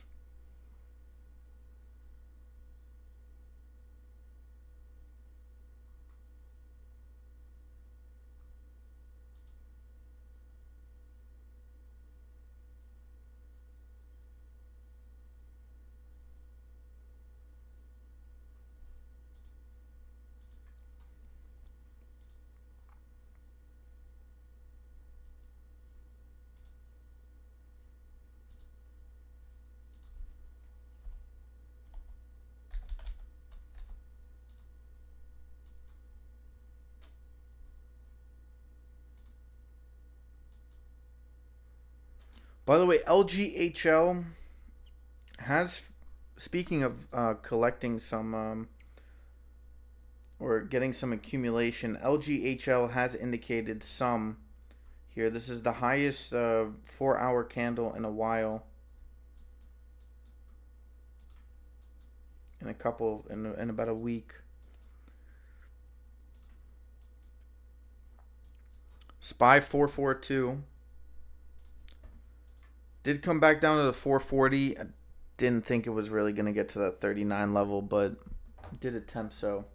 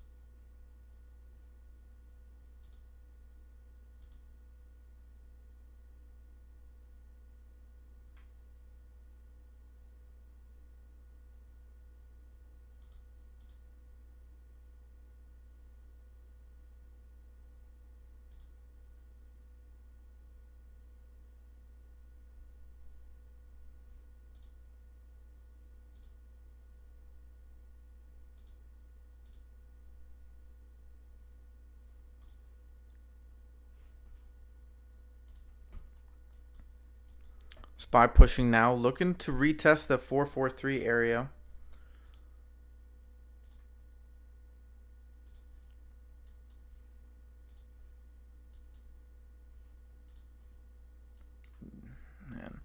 GNS is just back and forth on the VWAP.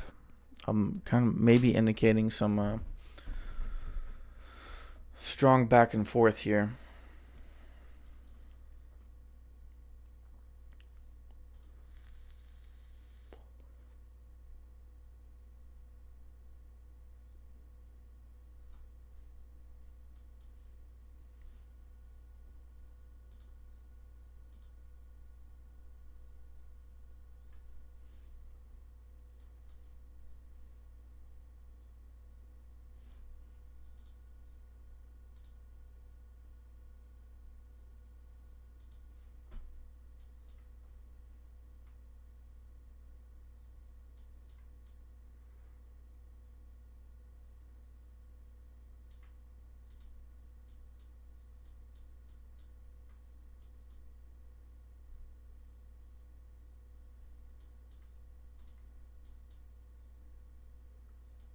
Okay, MULN showing indecisive push up here on the 15-minute. I don't know how long this push up will last. 69 will be a tough one to get over.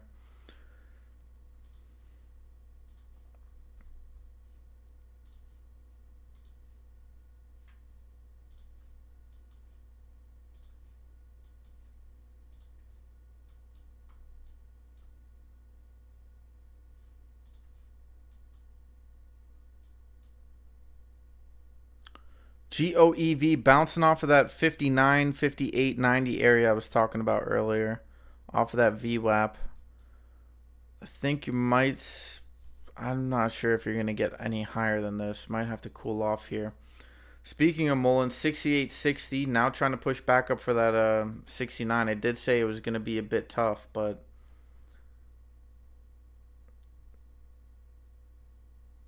volume's still looking pretty good, actually.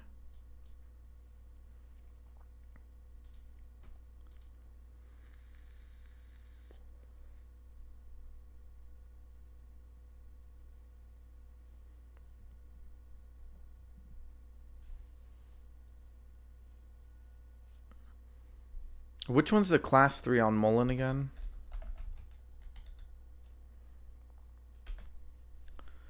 The class 3 is, it's not the truck, right? Because they had an order of trucks, but the class 3 was the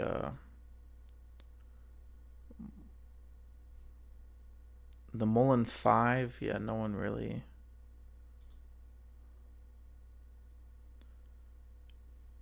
I think if you want...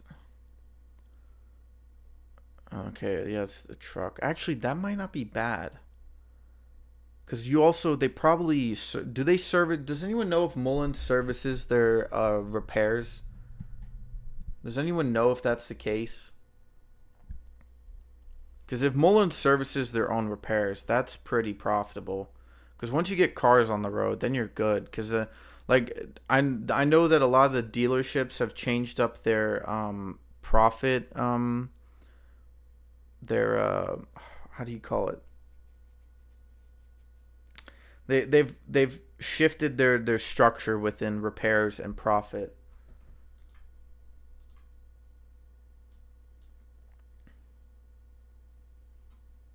Over the last couple of years, especially during the pandemic, they had to change it up because they had to find ways to make money because people weren't really buying cars all that much because you had a supply issue with the cars, so they shifted up trying to make money off of other ways.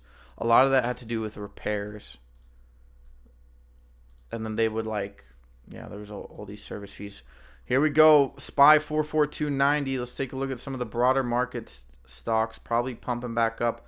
Apple coming back up. Nvidia now turning green officially, running into the 500 5-minute, which is around 465. Wow, we started off this week really strong here. Amazon and Tesla are still lagging behind some of these push-ups here. Apple now trying to reclaim the 180 area, 179.88. Key.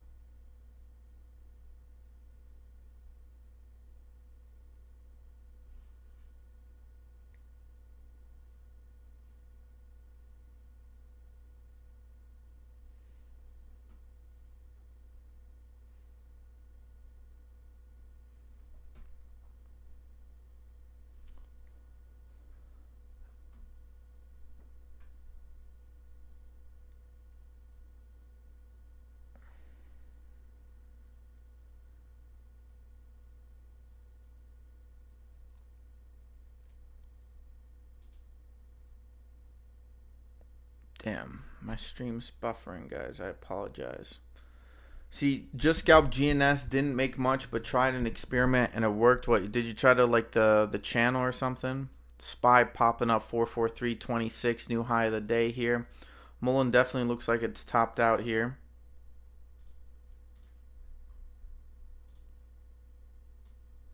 GNS was just in this little channel right here. Still has a 13 EMA on its side though.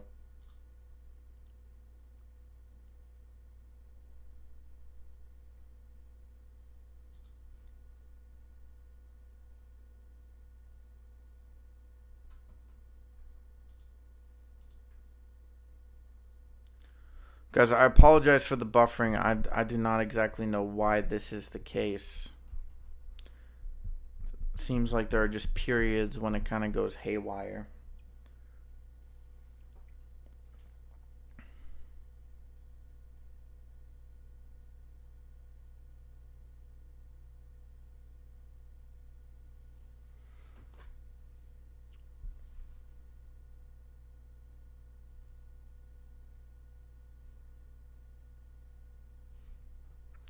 Yeah, Steve, I'm well aware. I don't know why that's the case. And I'm like, this is, I got momentum on the stream. I really don't want to end it and restart it because that just kills it. And that screws up the analytics as well for YouTube.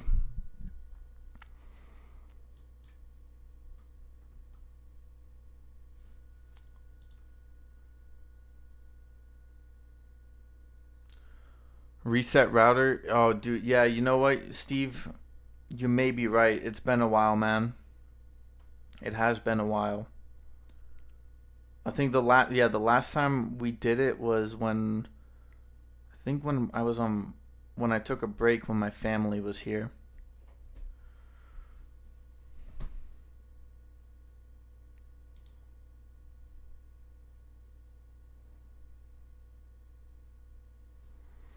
All right, you know what? I don't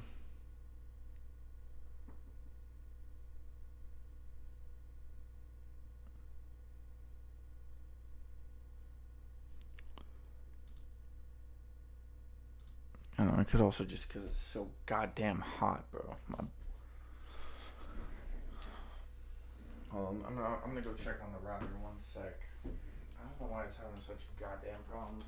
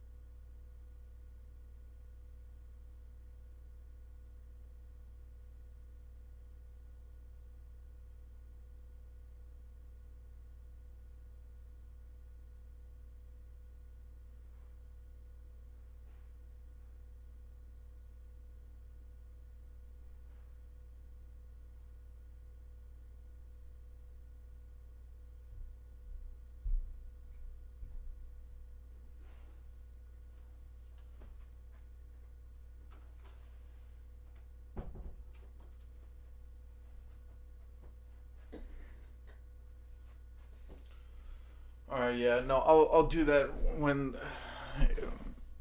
the stream ends.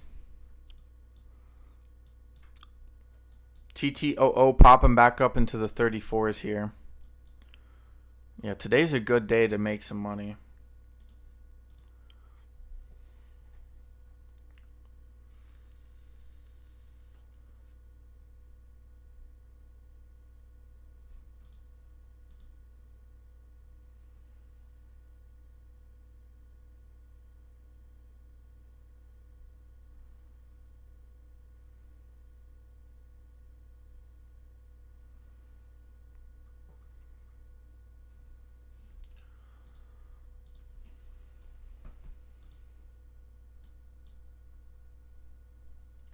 Binance is considering an exit out of Russia. which from what I can see, hasn't had much of an impact on Bitcoin or any of the real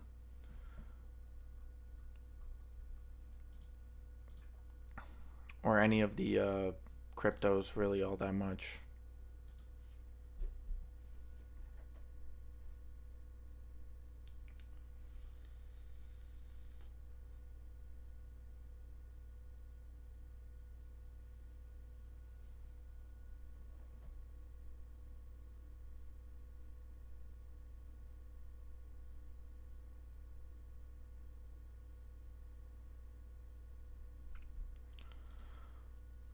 Okay, so this was already a while ago, but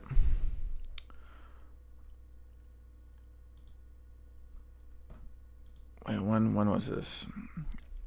Evergrande falls 87% in Hong Kong after stock resumes trading. So yeah. See, SPY looking toppy here. Looks like it's going to be heading back down.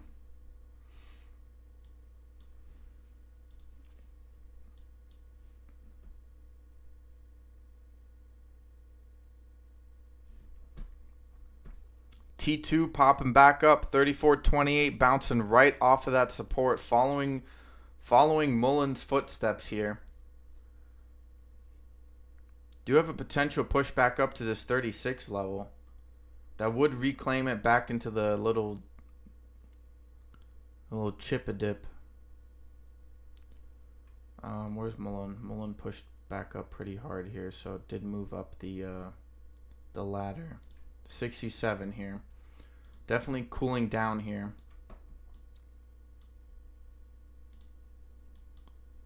Still bouncing off of the 500, which is good sign. SPY is topping out a little bit. We could see a bit of a drop back down to some of this 442, 443 support area. See, we do have a bit of selling pressure coming in at 34.35 on T2.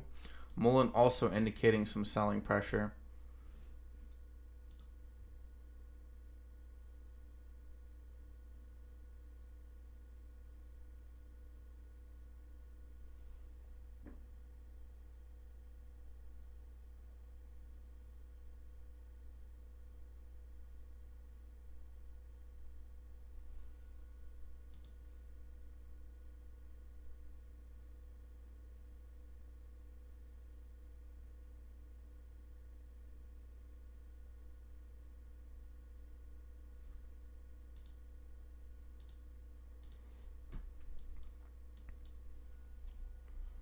Hold on one sec.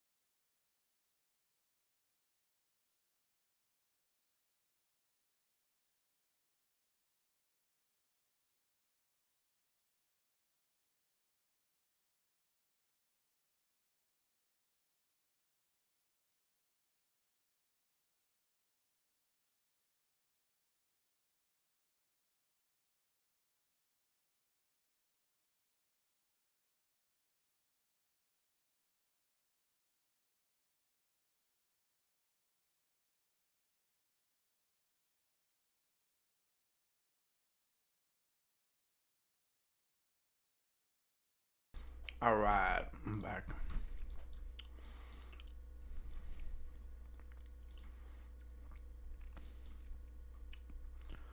Yeah, 2 minute looks pretty good on T2. MULN now heading back down, breaking the 500 EMA on the 5 minute. It was bound to happen. SPY tried to pop back up here, but we do see some selling pressure. GNS still in that channel.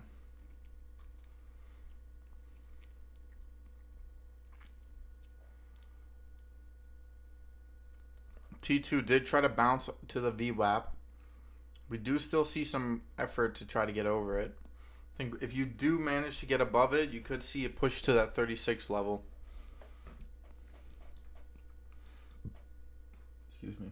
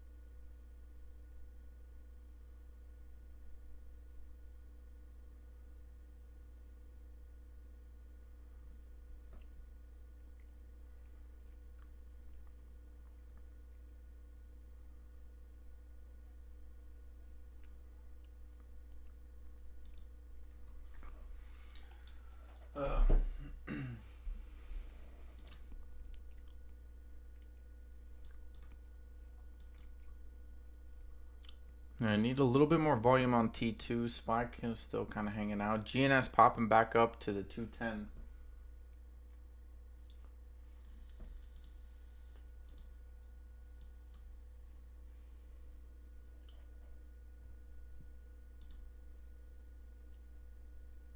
Silver breaking back down below the fib level. We do see some buying pressure come in.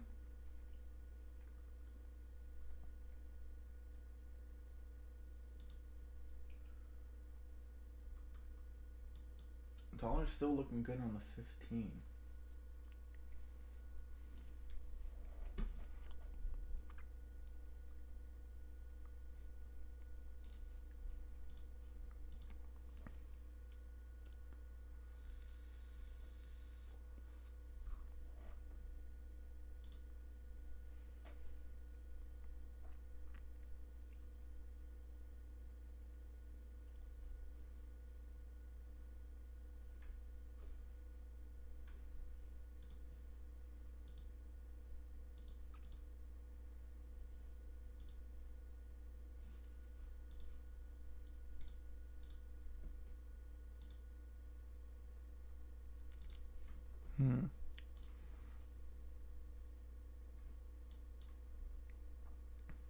MULN is bouncing on the 13.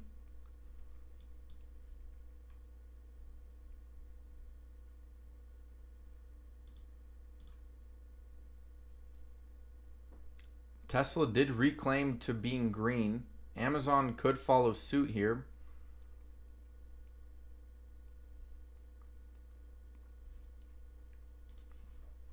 Hold on, let me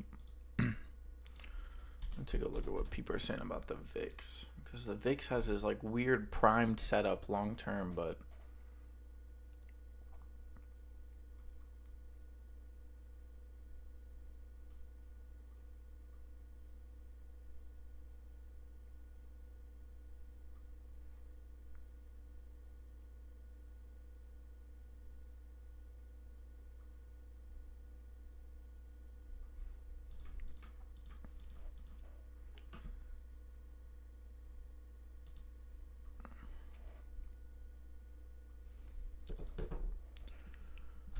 market.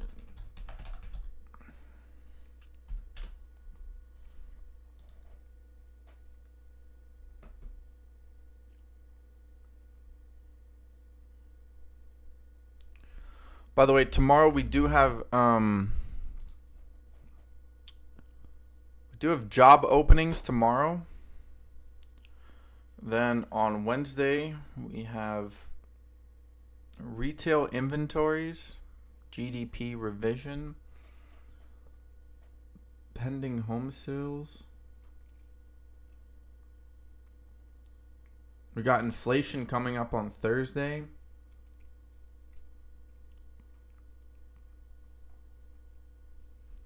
So we do have some big news coming up at the end of this month, which would be the 31st, which would be Thursday. So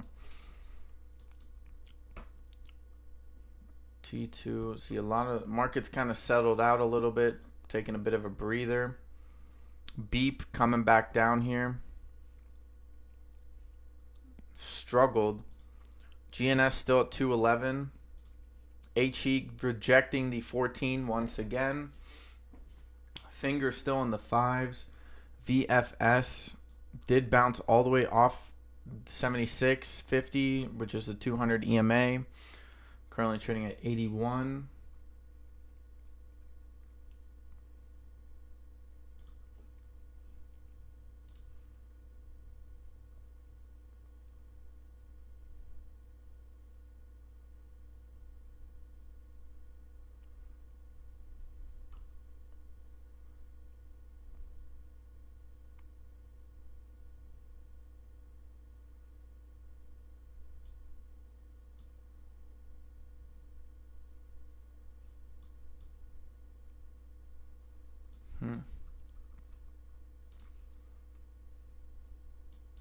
There we go. MULN with a little bit of a bounce, trying to reclaim that 500 on the 5.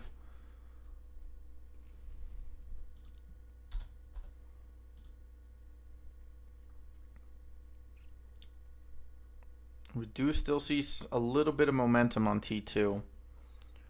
GNS now popping back up once again over the VWAP. The VWAP.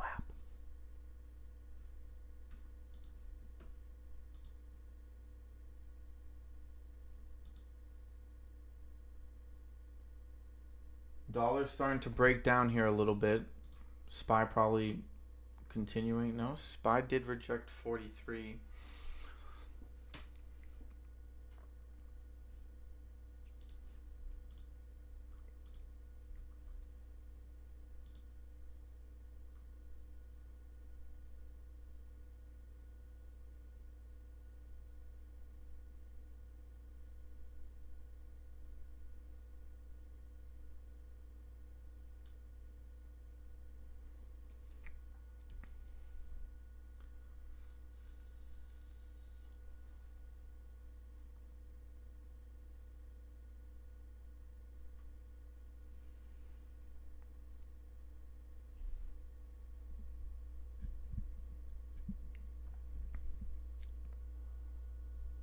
Delinquency rate on credit card loans has risen to the highest level since 1991.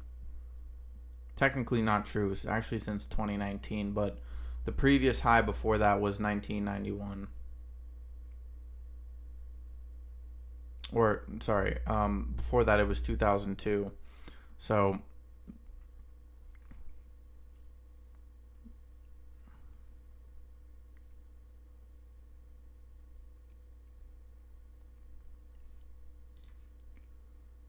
we're struggling a little bit. MULN looks like it's going to break down further here, probably going back down to 61 here.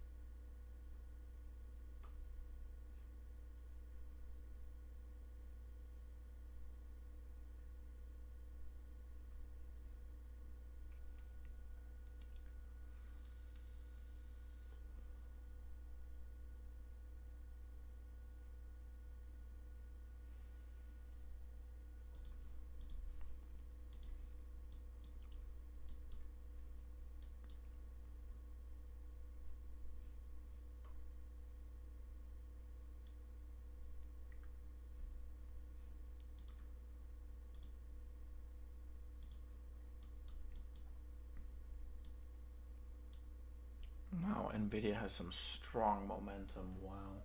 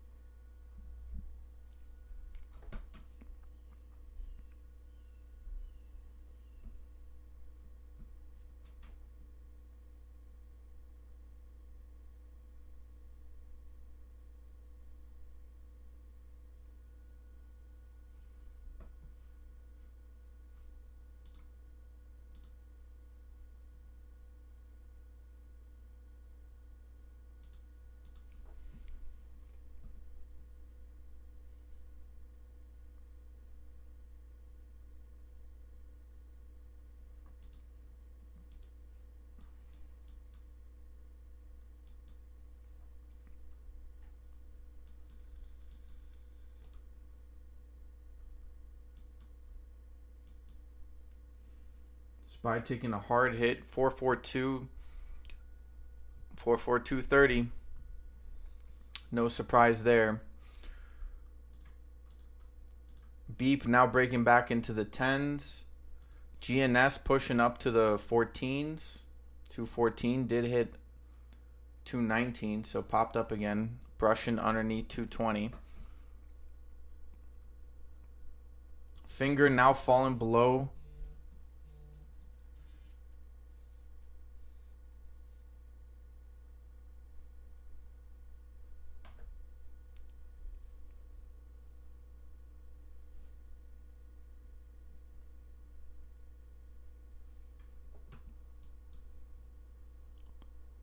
falling below 490.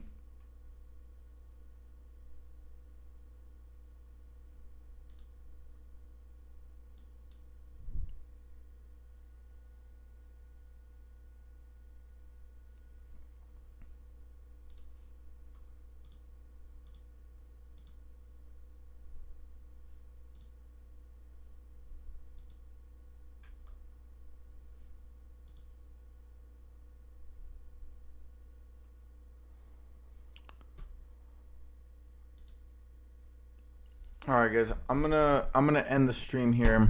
I'm gonna go fix some things. So, thank you guys for stopping by. Thank you for the likes. Thank you for the subs. Thank you for the views. Thanks for engaging in the chat. I'll catch you guys tomorrow morning, bright and early. Hopefully, my connection is a lot better because I've reset and everything. So, thanks for stopping by. Catch you guys tomorrow.